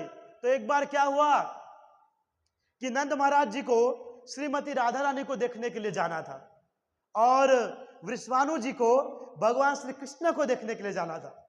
तो समय दोनों को नहीं मिल रहा था, और एक समय ऐसा आया कि जिस दिन दोनों का समय मिल गया, लेकिन दोनों ने एक दूसरे को इन्फॉर्म नहीं किए। दोनों ने कहा कि हम एक दूसरे को सरप्राइज देंगे। अब इधर से श्रीमती राधा रानी को लेकर के वृषभानु जी आ रहे हैं, और उधर से भगवान श्री कृष्ण को लेकर के नंद महाराज आ रहे हैं। तो दोनों एक दूसरे को आए, दोनों मिलते चलते चलते बीच में ही दोनों का टकराव हो गया। और जब बीच में टकराव हुआ तो उसने कहा कि अरे मैं तो आ ही रहा था, मैं आपके घर पे। तो नंद महाराज के मैं भी तो आपके ही घर पे आ रहा था, और वहीं पे टकराव हो गया। और वहां पे भगवान श्री कृष्ण ने देख लिया हमारी श्रीमती राधा रानी गोद में बैठी हुई है, छोटे छोटे हाथ लेकर के और छोटे छोटे पैर। तो कहते हैं कि उस समय जो है भगवान श्री कृष्ण और श्रीमती राधा रानी, तो क्या है कि नंद महाराज के पास भगवान श्री कृष्ण थे और वृषभानु जी के पास श्रीमती राधा रानी थे। तो अब जब दोनों मिलते थे तो आलिंगन करते थे एक दूसरे को। अब जब बउआ साथ मतलब कि बच्चा साथ में है तो आलिंगन तो करेंगे नहीं, तो कृष्ण को भी नीचे रखे और श्रीमती राधा रानी को भी नीचे रखे, और उन्होंने आलिंगन किया। और तब तक भगवान श्री कृष्ण देख लिए ये श्रीमती राधा रानी है, और वहां आलिंगन कर रहे, और भगवान श्री कृष्ण यहाँ श्रीमती राधा रानी का हाथ पकड़ रहे। और जैसे ही भगवान श्री कृष्ण ने राधा रानी का हाथ पकड़ा, राधा रानी को पता चल गया कि ये जो है भगवान श्री कृष्ण है, और उसी समय जो है श्रीमती राधा रानी अपना आंख खोल देती है। इससे पहले कितने सारे वेदों को बुलाया था वृषभानु जी ने, बड़े बड़े पंडितों को बुलाया था कि किस प्रकार क्या हुआ मेरी पुत्री को, क्यों आंख नहीं खोले। और जब आलिंगन करने के बाद उसने देखे तो वो भी एकदम प्रसन्न कि अरे मेरी पुत्री ने आंख खोल दी। अब उसको क्या पता पुत्री पहले से ही प्रण लेके आई थी कि जब तक कृष्ण का दर्शन नहीं करोगे तब तक मैं आंख नहीं खोलने वाली हूं। और यह भी दृष्टांत बताया जाता है। दूसरा दृष्टांत यह भी बताया जाता है कि एक बार नंद महाराज जी गए थे वृषभानु जी के घर पे। अब वृषभानु जी के घर के पे गए तो वहां पर जो है श्रीमती राधा रानी जी को कृतिका जो है अपने गोद में लेकर के बैठे थे। अब भगवान श्री कृष्ण को गोद में लिए थे यशोदा मैया। तो ये भी दृष्टांत उसके अंदर बताया जाता है कि भगवान श्री कृष्ण को जो है भूमि के ऊपर में रख देते यशोदा मैया। क्योंकि कृष्णा जो है बचपन से ही बहुत भयंकर, भयंकर यानी कि नटखट थे बचपन से ही। आपको पता होगा कि जब यशोदा मैया वो दही मथ रही थी, है ना, तो गीत गाते हुए दही मथ रही थी, गीत गाते हुए। अब भगवान श्री कृष्ण मस्त सोए हुए थे, इतने तो से ही एक साइड, क्या बोलते हैं, एक करबट के साइड ऐसे करके सोए थे, और सुबह के 4 बज रहे थे और सो रहे थे, और वो गीत गा रहे, और उनको बिल्कुल पसंद नहीं आ रहा है कृष्णा को। अरे यार, इतना सुबह सुबह कौन गीत गाता है, मेरा नींद डिस्टर्ब हो रहा है, और बहुत गुस्सा हो रहा है। बेचारा छोटा छोटा पाँव, छोटा छोटा हाथ, कभी इधर घूम रहे, कभी उधर घूम रहे, कभी पैर फैला रहे, कभी हाथ फैला रहे, कभी कान ऐसे करे, कोई ऑप्शन नहीं। और उठे भी तो उठे कैसे, उससे बड़ा तो बेड था, उससे बड़ा तो बेड है। अब यशोदा मैया आके गोद में उठाते थे, अब उतरना भी चाहते थे कि मैया बंद करो। अब वो छोटा बच्चा उतना वहां से कितना तेज बोल सकता था, और वो मैया क्या बोलते, वो घर के जैसे रूम है, और घर को उसको क्या कहते, बीच को हॉल, हॉल है ना, वहां पे बना रही थी। अब कृष्ण बोले तो बोले कैसे, चिल्ला रहा है, यशोदा मैया को आवाज ही नहीं जा रहे, क्योंकि यशोदा मैया जब मथ रही थी तो चूड़ी का आवाज, पायल का आवाज और मथने का आवाज, और कृष्ण बहुत डिस्टर्ब हो रहे, कुछ तो करना पड़ेगा, कुछ तो करना पड़ेगा। वो क्या किए कि बेड पे से उतरने का कोशिश किया। अब देख रहे बेड से उतरने की कोशिश, तो बेड तो मुझसे कितना बड़ा है, तो क्या क्या उल्टा घूम गए, ना उल्टा घूम गए, उल्टा घूमे, और पता है बेड को पकड़ के धीरे से एक पैर नीचे करते हैं, तो भी पैर नीचे नहीं आ रहा था लेकिन उनको सोना था, नींद खराब हो रहा है, तो भी पैर नीचे नहीं आ रहा है। और फिर बार बार ये जब प्रयास कर रहे थे तो उनको भूख लग गई, दूध पीने का मन हो गया कृष्ण को, क्या मुझे दूध पीना है सुबह 4 बजे। विचार कीजिए, वो तो ठीक है सुबह 4 बजे, आज के जो बच्चे होते हैं रात रात भर जागता रहता है, क्या कब चालू करता पता ही नहीं चलता है, होता होता अलार्म सूख है, अलार्म तो ना आएगा 25 करोड़ अंडे से। तो जैसे तैसे करके उतरने का कोशिश किया, ड्राम करके नीचे गिरा, ड्राम करके नीचे, बेड बड़ा था, यशोदा मैया रोज उसको उठाने के लिए आती थी, बेड पर ड्राम करके नीचे गिरे। अब रो रहा है बेचारा, आंख से ये कर रहा है, अब कोई तो आवाज ही नहीं जा रहा है बाहर। अब बोल रहे कि मैं इतना रो रहा हूं, कोई भी मुझे पूछने वाला नहीं है, कोई भी पूछने वाला नहीं। अब तो भाई सुनाई देगा तो कोई पूछेगा ना, कोई देखेगा तो क्या करेगा।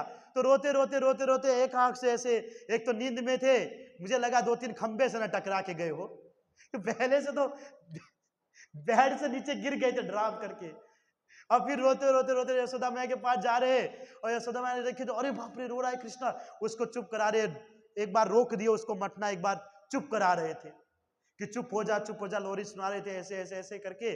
फिर यशोदा मैया एक तरफ मथ रही थी और दूसरी तरफ गैस के ऊपर में दूध भी बॉईल करने के लिए रखी थी वहां पर। और फिर भगवान श्री कृष्ण बोलते हैं कि मुझे दूध पीना है, मुझे दूध पीना है। तो यशोदा मैया ने कहा कि एक काम करो, अभी रुको, अभी मेरे को थोड़ा काम करना है, उसके बाद नहीं मुझे अभी पीना है। बोला कि अभी थोड़ा रुको, तो यशोदा मैया उसको धड़ाम करके नीचे, पटकी नहीं नीचे जमीन पे रखे, कृष्ण को नीचे रखे और गए दूध देखने के लिए। तो कृष्ण बोले कि यार मुझे इतना भूख लगा है, और ये मुझे बार बार छोड़ करके मेरी फीलिंग को नहीं समझ रही है मैया, मेरी फीलिंग को नहीं समझ रही है। फिर यशोदा मैया आई, फिर कृष्ण जो है जैसे तैसे, अब यशोदा मैया काम में लगी हुई है, कृष्ण को दूध पीना, स्तनपान करना है, तो जैसे तैसे यशोदा मैया के पैर पे पैर रख के, घुटने पे पैर रख के ऊपर तक चढ़ गए, ऊपर तक चढ़ गए। फिर यशोदा मैया को याद आया कि अरे वो तो दूध बॉईल हो रहा है, फिर से उसको नीचे रखा।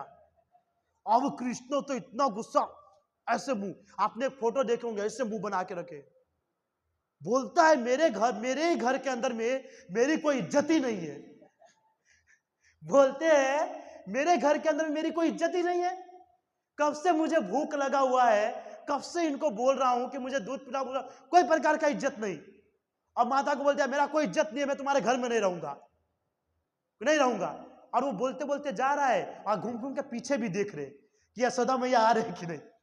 अब यशोदा मैया वो फालतू बकवास तू करता रहा भाई, मारो काम चलता रहे से। अब बार बार देख रहे, और कृष्ण देख रहे नहीं आ रहे, तो फिर पास में जाते, मेरी कोई इज्जत नहीं है, मुझे भूख लगा है, फिर भी यशोदा मैया अपने काम में लगे। तो कृष्ण ने कहा कि यार इसको तो कोई फर्क ही नहीं पड़ रहा है, हाँ, इनको कोई फर्क ही नहीं पड़ रहा है, मुझे इतना भूख लग रहा है, मैं कह रहा हूं मेरी कोई इज्जत नहीं, फिर भी कुछ नहीं करे। तो उसने कृष्ण की नजर गया एक मटकी के ऊपर में, एक मटकी के ऊपर उसका नजर गया। तो बोला एक काम करता हूं, इस मटकी को ही फोड़ देता हूं, इसको फोड़ूंगा ना तो खुद गुस्सा आ गया तो मेरे को देखेगी। अब उसको यह नहीं पता था कि मटकी फोड़ देंगे तो उसको देखेगी नहीं, देख ही लेगी।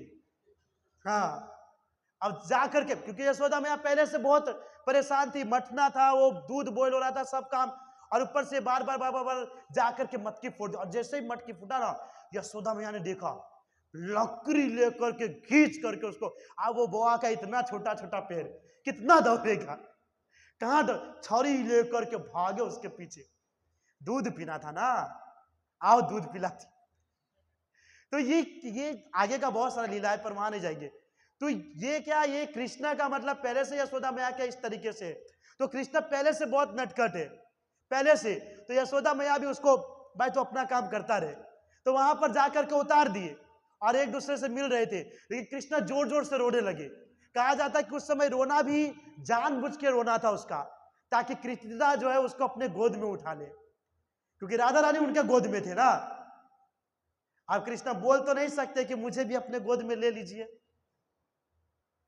क्योंकि जब तक लोगे नहीं तब तक आपकी पुत्री आंख खोलने वाली नहीं है, बोल तो सकते नहीं थे। तो क्या क्या जोर जोर से रोने लगे।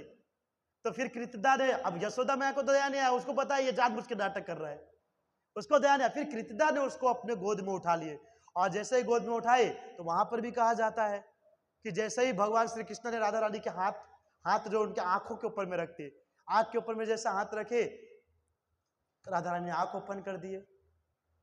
ये भी स्टोरी है। फिर थर्ड एक और बताया जाता है, अब तीन तीन प्रकार से हर जगह पूर्ण क्या है वो कोई नहीं जानता है। थर्ड ये बताया जाता है कि जब वापस से एक बार मिलने के लिए आए थे नंद महाराज इनके पास कृतिका से मिलने के लिए, तो भगवान श्री कृष्ण जो है वो हॉल में थे और श्रीमती राधा रानी जी झूला के अंदर में लेटे हुए थे। तो भगवान श्री कृष्ण ने देखा कि अरे यार मिलने के लिए आए हैं, लेकिन मैं जिससे मिलने के लिए वो कहाँ है, वो नहीं दिख रही है। तो उनको पता चला कि वो रूम के अंदर में झूले के अंदर में सो रही है। बोले एक तो मैं मिलने के लिए आया हूं ताकि वो बेचारी आंख खोले, और वो मस्त खराटे की नींद ले रही है। तो भगवान श्री कृष्ण जो है घुटने के बल चलते चलते चलते चलते जाते और झूला को देखते हैं, और झूला को जैसे ही देखते उसके अंदर में राधा रानी है। तो वहां पर कहते हैं उनके पैर को स्पर्श करते तो पता चलता है भगवान श्री कृष्ण है। फिर जाकर के अपने आंखों को खोलती है। तो ये कुछ प्रकार से श्रीमती राधा रानी जी का लीला है, भगवान श्री कृष्ण का लीला है, जो गोलोक की बातें हैं, जो हमने कभी सुनी नहीं है और कभी सुनते भी नहीं ये सब चीज को। तो ये सब कुछ है जो आज के क्लास में मैंने आपको बताया। बाकी लीला तो बहुत सारे हैं, लेकिन जो गुह्य बात हमको जानना चाहिए वो ज़्यादा जरूरी है। मुझे पता है कि आपको जब लीला बताया होगा उसके अंदर में आपको आनंद आया, लेकिन जब ये सब जब गुह्य वस्तु जब बता रहा था तो जल्दी बंद करो तो बीजू टॉपिक चालू करो, ऐसा होता रहता है। लेकिन रियल स्टोरी जानना बहुत ज़्यादा जरूरी है कि राधा रानी ने इस संसार में क्यों आए, क्या कारण से आया, क्यों आना पड़ा, और यहाँ पर आकर के आँख क्यों बंद करके रखे थे। कोई व्यक्ति जाकर के अपना अपना फिलोसॉफी देते, कुछ भी बताते रहते हैं, लेकिन रियल घटना कोई नहीं बताते। और ये जो जितने भी स्टोरी हम जो सुने ना, ये सभी के सभी स्टोरी जो है वो भक्ति पुरुषोत्तम स्वामी महाराज जी ने अपनी पुस्तक श्रीमती राधा रानी के अंदर में लिखे हैं, जो आज हमने श्रवण किए। बाकी ये सब स्टोरी आपको कहीं भी सुनने को नहीं मिलेगा, कहीं पे भी कोई भी शास्त्र के अंदर में बताया गया है। तो राधा रानी जो है बहुत ही मुख्य पार्षद है, बहुत ही मुख्य तत्व है।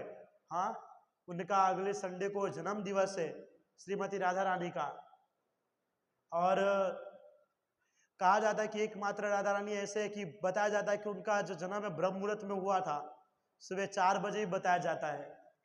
भले 12 बजे तक का फास्टिंग रखते हो अलग बात है, पर ब्रह्म मुहूर्त के अंदर में श्रीमती राधा रानी का जन्म हुआ था। तो अगले संडे के दिन हम सभी को दोपहर को 1 बजे तक फास्टिंग रखना चाहिए। और अगर कोई राधा भाव वाले है वो चाहे तो पूरा दिन का भी रख सकते हैं, लेकिन वैष्णव को दोपहर को 1 बजे तक फास्टिंग रखना चाहिए राधा रानी के आने की खुशी में। बाकी इस्कॉन संस्था के अंदर में हम है, हमारा संप्रदाय के अंदर में ऐसा है कि श्रीमती राधा रानी का कृष्ण से भी ज़्यादा इम्पोर्टेंट, अगर आपको नहीं पता होगा तो कृष्ण से भी ज्यादा इंपॉर्टेंट श्रीमती राधा रानी का हमारा ब्रह्म मध्य गौड़ीय संप्रदाय के अंदर में। परंतु हमको जो है भगवान श्री कृष्ण की ही भक्ति साधना करना है, क्योंकि राधा रानी को हम समझ नहीं सकते हैं, राधा रानी के भाव को हम समझ नहीं कर सकते हैं। इसलिए कृपया करके कृष्ण को छोड़ करके किसी संत के द्वारा बताई गई बातों को सुन करके हमको राधा रानी के भाव में नहीं चला जाना है। राधा रानी का नाम, राधा रानी के मंत्र का चैंटिंग ओनली फॉर ब्रजवासी कर सकते हैं, जो ब्रज में वास करते हैं।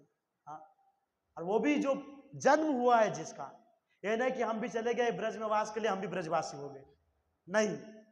ऐसे नहीं कि सूरत में आ गए तो सूरतवासी हो गए, बिहार के हैं तो बिहार ही के हैं, जहां से आप है वहीं का गिना जाएगा।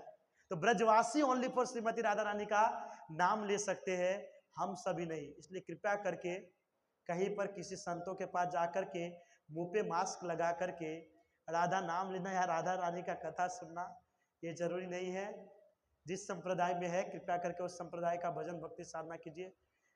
लेकिन देखिएगा राधाष्टमी के दिन सुबह के टाइम पर बाप रे बाप, राधे राधे, जैसे हमारा राधा दामोदर का पट है, कोई दामोदर नहीं, सब राधे राधे राधे राधे, बाप रे बाप। सब भक्ति साधना एक ही दिन में प्रकट हो जाती है सब। लेकिन किसी के ऊपर में राधा रानी प्रसन्न होने वाली नहीं है, किसी के ऊपर में भी नहीं। क्योंकि मैंने कहा ना कि जो व्यक्ति कृष्ण को भक्ति साधना करता है, कृष्ण को प्रेम करता है, राधा रानी ऐसे व्यक्ति से प्रेम करता है। जो उसकी भक्ति साधना करता है उससे वो प्रेम नहीं करती है। समझ रहे हैं? मैंने पहले ही बताया कि राधा रानी कृष्ण को प्रसन्न करना चाहते हैं तो हमको भी कृष्ण को ही प्रसन्न करना है। राधा रानी ऑटोमेटिक हमको मिल ही जाएगा, उनकी भक्ति साधना हमको मिल ही जाएगी। हाँ, वो तो देने के लिए रेडी है, हर समय कृपा करने के लिए रेडी है, लेकिन हमको राधा रानी के भाव में नहीं जाना है। अगर कोई आपका मित्र मंडल राधा रानी के भाव में जा रहा है कि चला गया है कि जाने वाला है, कृपया करके उसको रोक लीजिए। क्योंकि राधा रानी के भाव में जाना सही है, लेकिन राधा ही बन जाते आप प्रॉब्लम थी जाए, ये प्रॉब्लम हो जाता है। और फिर कहेंगे भी कि हम गोपी है, केवी रीते गोपी से मैंने ये खबर न पड़े से आप में से कोई भाव में चले जाए आप गोपी बन जाएंगे क्या? इसलिए प्रभुपाद महाराज जी सब चीज जानते थे पहले से, इसीलिए कहा कि हमको हरे कृष्ण महामंत्र ही जप करना है। और जो लोग अलग गए वो लोग प्रभु जी भी होकर के भी राधा रानी का भाव लेकर के राधा रानी बने हैं। ब्रजवासी में, ब्रज में जिसका रियल में भाव है उसकी बात अलग है, हमारे अंदर वो भाव नहीं आ सकता। मैंने कहा कि जब कृष्ण के प्रति हमारा भाव नहीं है तो राधा रानी के प्रति कहां से आ जाएगा? ये सब दिखावे की चीज है, ऐसे लोगों से दूर रहो, नहीं तो एक दिन आपको भी मैं देखूंगा राधा भाव में। कृपया ऐसा ना हो तो अच्छा है। आप धोती कुर्ता में अच्छे लगते हो, दूसरे में अच्छे नहीं लगोगे समझ रहे हो तो ठीक है, कृपया करके धोती कुर्ता में रहिएगा। तो बहुत कंफ्यूज था मैंने तो कह रहे है ना। इसलिए राधा रानी का जन्म दिवस है संडे को, राधा रानी से प्रार्थना कीजिएगा कि जो आपका कृष्ण के प्रति प्रेम भाव श्रद्धा है वही प्रेम भाव श्रद्धा हमारे अंदर भी आए कृष्ण के प्रति, ताकि हम भी भगवान को प्रसन्न कर सके और हर समय हम भगवान की सेवा में अपने मन को, अपने इंद्रियों को लगा सके। वैसे कैपेबल तो नहीं है हम, लेकिन फिर भी राधा रानी की कृपा से चरण भी आ भी गया। राधा रानी की कृपा से अगर मिल जाए तो बहुत बड़ी बात है कि नहीं? ये प्रार्थना करना चाहिए, भाव में नहीं चले जाना चाहिए। हमारे ग्रुप में से बहुत सारे लोग भाव में चले गए, आज तक वो यहाँ क्लास में नहीं दिखते हैं, बाकी भाव में हर समय रहते हैं, वो दर्शन हो जाता है वहाँ। अभी भी होंगे बहुत सारे भाव में, बहुत सारे। ये सब सही चीज नहीं है। सीरियसली कृष्ण की भक्ति साधना करने के लिए हमको मनुष्य जीवन मिला है, कृष्ण की भक्ति साधना कीजिए, भाव विभोर मत होइए। वो आपके अंदर में कोई भी प्रकार का लक्षण नहीं दिखता है मुझे, या है भी नहीं हमारे अंदर कि आप भाव विभोर हो जाओ। इसलिए जो दिखाए वाले हम दोनों जो भक्ति कर रहे हैं हम सभी, वो दिखाने वाले पे ही रहिए। भाव अगर आना होगा तो ऑटोमेटिक आएगा, प्रकट मत कीजिएगा। कोई कोई व्यक्ति सुन करके प्रकट करते हैं, वो प्रकट नहीं करना है, समझ रहे ना? ठीक है। सो किसी का कोई प्रकार का जिज्ञासा है तो प्रश्न कर सकते हैं, और अगर प्रश्न नहीं है हाँ ब्रो।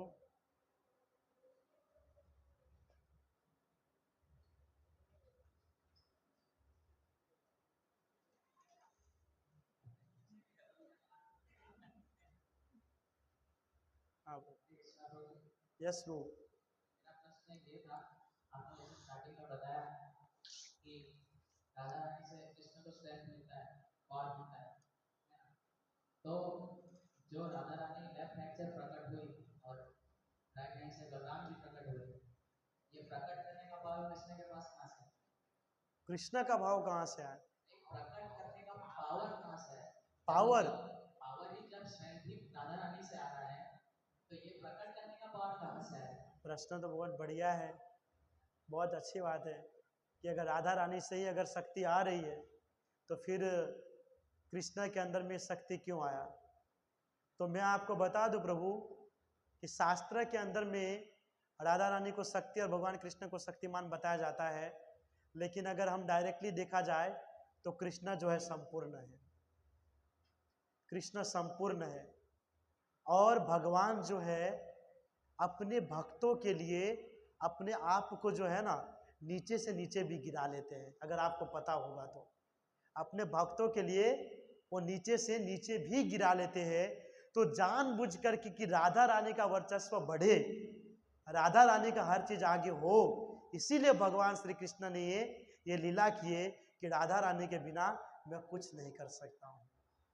जैसे कि आप देखिए, जब महाअवतार नरसिम्हा में इसको मार रहे थे, हिरण्याक्ष को मार रहे थे वराह भगवान लेकर के, तो क्या कह रहे थे ब्रह्मा जी ने कि भगवान ये तो आप कुछ ही समय में कर सकते हो, तुरंत ही इसको खत्म कर सकते हो, आप इतना क्यों कर रहे हो? कहा था ना। लेकिन भगवान को जानबूझ करके करना पड़ता है। अर्जुन को बार बार बोला कि तुम इस सबको मारो, तुम इसको खत्म करो। अब भगवान किसी के अंदर पावर नहीं है, हाँ पावर नहीं है। चुटकी बजाएंगे तो सब स्वाहा हो जाएंगे तुरंत, उसके अंदर कोई प्रकार का पावर नहीं है। पावर है उनके अंदर में, कृष्णा के अंदर में सब कुछ करने के लिए, लेकिन अपने भक्तों को बड़ा बनाने के लिए। और अर्जुन को कहा भी, अर्जुन को कहा भी कि ये सब तो पहले से ही खत्म हो चुका है, पर तुम्हारा क्या बोलते हैं प्रतिष्ठा बढ़े, तुम्हारा नाम बढ़े, इसके लिए जो है मैं तुमको बोल रहा हूं इनको मारो। बाकी ये सब तो पहले से ही हरि बोल हो चुका है। और जब युद्ध के बाद भी सबके सब किसके पास गए थे? महाभारत युद्ध के बाद बर्बरिक के पास, बर्बरिक सिटी लाइट, अरे वेसु में है ना वो मंदिर, खाटू श्याम, उनके पास गए थे। और अर्जुन ने कहा था कि मैंने बहुत कुछ कर दिया, सबको मार दिया, काट दिया, वो कर दिया, क्या? बोला कि आप लोग ने कुछ नहीं किया है, सब कृष्ण ने किया है, वो आप देख नहीं सकते हो।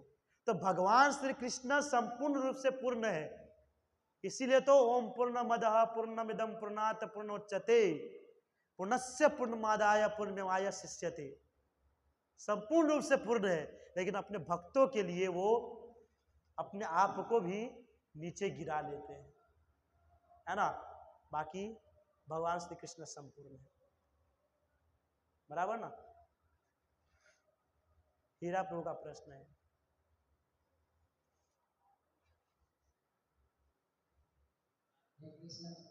यस प्रभु। मेरा प्रश्न है, मतलब रासलीला क्या होता है? रासलीला को हमेशा नेगेटिव तरीके से बोलते हैं, मतलब रासलीला में भगवान गलत करते हैं, ये वो करे तो रासलीला ही करे तो ट्रैक्टर ढीला, इस तरह की बातें करते हैं, उनको कैसे मतलब पता है रासलीला?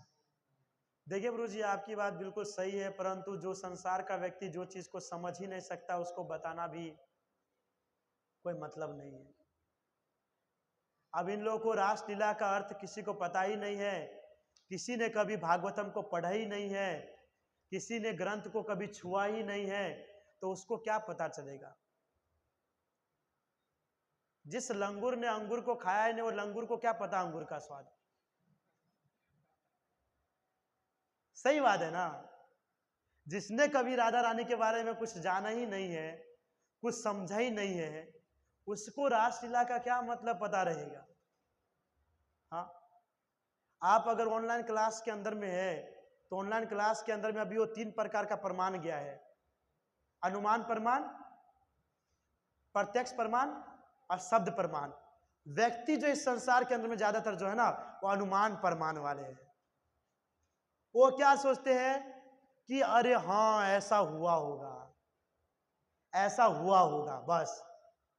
और वो किस तरीके से सोचेंगे? अपनी इच्छा के अनुसार, अपने मन के अनुसार। अब जो खराब लोग होंगे वो अपने मन के हिसाब से खराब ही विचार लाएगा, जो अच्छे बुद्धि वाले होंगे वो अच्छे ही विचार लाएंगे। और जिसने शास्त्रों को पढ़ा है वो संपूर्ण रूप से उस चीज को जानता होगा।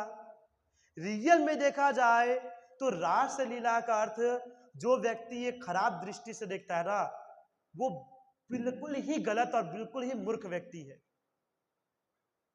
बिल्कुल ही मूर्ख व्यक्ति है। रासलीला यानी कि इसके अंदर में कोई प्रकार का काम, क्रोध, लोभ, कोई लस्ट नहीं है, कोई लस्ट नहीं। ओनली फॉर अपने भक्तों को आनंद देने के लिए, ओनली फॉर अपने भक्तों को आनंद देने के लिए रासलीला किया गया है। श्रीमद् भागवतम के 10 कैंटों के अंदर में 48 या 49 नंबर श्लोक है, इसमें बताया गया है कि जब सभी के सभी गोपी आए थे भगवान श्री कृष्ण के पास कि मुझे रासलीला करना, आपके साथ लीला विहार करना है, भगवान श्री कृष्ण वहां पर कह रहे कि तुम सभी के सभी आप अपने घर चले जाओ। भगवान श्री कृष्ण कह रहे हैं कि तुम सभी के सभी अपने घर चले जाओ। और वो कृष्ण जिसने सभी गोपियों को प्रकट किया है, पूरे संसार में स्त्री पुरुष को, उसको लस्ट होगा, उसके अंदर काम होगा कि वो रासलीला करेंगे, भोग करेंगे। हाँ, वो कह रहे कि तुम अपने घर चले जाओ, लेकिन अपने भक्तों की इच्छा की पूर्ति के लिए भगवान हर चीज को करते हैं। वो एक आनंद का लीला है, आनंद का विहार है। आप लोग डायरेक्ट उस चीज को नहीं पढ़ सकते जब तक पूरा सीरियल वाइज नहीं पढ़ते हो, लेकिन रीड करोगे तो वो पता चलेगा। वो आनंद का समय है, इसके अंदर कोई वासना कुछ भी नहीं, 0%।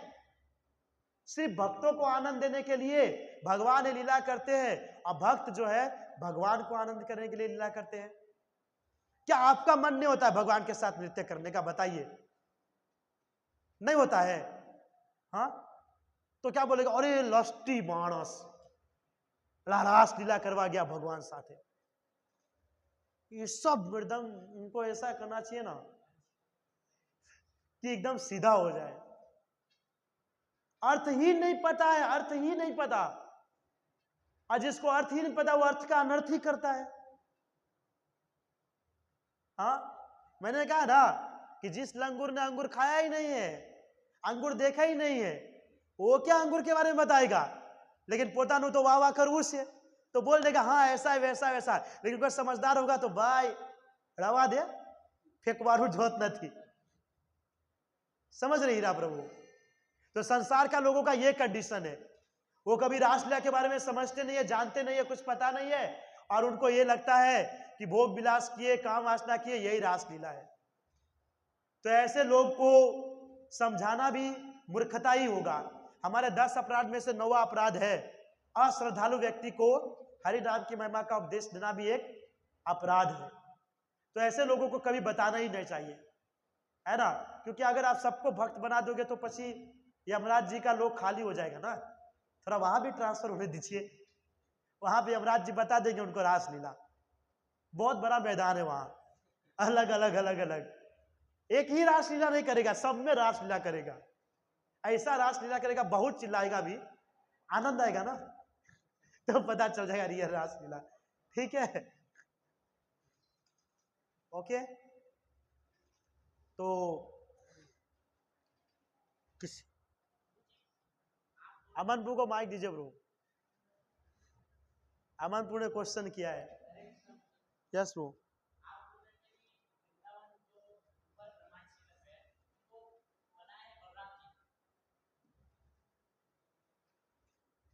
चाबी નથી નથી નથી ब्रो, નથી નથી। संदीप प्रभु पास है, संदीप प्रभु। वीरेंद्र प्रभु ने पूछो हसे। हाँ ब्रो बोलिए।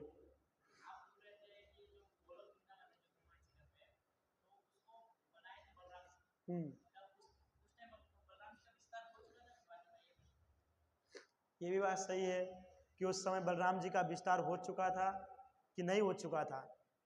अगर हम ये मान भी लेते हैं कि हाँ हो चुका होगा, क्योंकि लेफ्ट हैंड से निकला तो पहले राइट ही आता है, तो बलराम जी का विस्तार हो गया होगा, ये भी प्रमाणित हो सकता है। और दूसरा, आपने को मैंने एक स्टोरी बताया था, कृष्णा, जब इससे पहले हमने कृष्णा के बारे में जब सुने थे तो प्रभुपाद महाराज जी से कृष्णा के बारे में किसी ने पूछा था, तो प्रभुपाद महाराज जी ने कहा था ना, Balram is a white Krishna और व्हाइट कृष्णा इज अ नहीं, black Krishna is a white Balram. तो अर्थ इसका ये होता है कि अगर कृष्णा करा तो बलराम करा, बलराम करा तो कृष्णा कर रहा है। कृष्ण को समझना, उसकी लीला को समझना हमारे बहुत पार है। क्या कहते हीरा प्रभु?